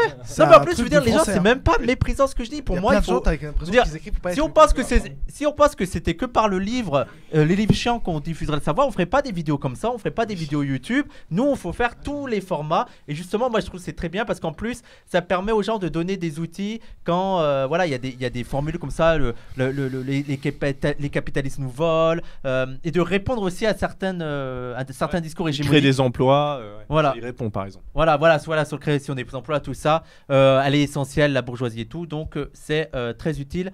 Merci à toi, Nicolas. Merci à vous, c'était super. Merci. Vas-y, tu peux lancer là et je vais dire merci à tout le monde. Cool. Merci à Gabos. Vas-y, lance-le. De toute façon, il y a un petit peu de temps. Merci Gabos. Merci Alexandre. Merci Yazid. Et la prochaine merci émission. Youssef, je suis désolé de t'avoir crié dessus. Je m'excuse. Mais ça, arrêtez de rigoler, c'est mes sincères excuses. Merci. Surtout moi. Et prochaine mission. Merci Samir, merci Romain. On se retrouve mercredi. Mercredi, Youssef, t'es là ou pas mercredi? Eh ben on se retrouve mercredi 13h avec Youssef. Je serai là à 13h, Inch'Allah. Oui, Inch'Allah. Et merci aussi. Non, mais c'est à lui de parler, il a son émission pour lui. Et merci aussi à Mehdi qui a géré la technique. Vous pouvez l'applaudir. Merci beaucoup. Merci les gens. Et donc mercredi, et après on verra si on a l'occasion. Avec des mecs, c'est normal. Sabrina a pas pu venir. Voilà, merci à tous et à très vite, Inch'Allah. Merci. Salut tout le monde. Lancez le raid.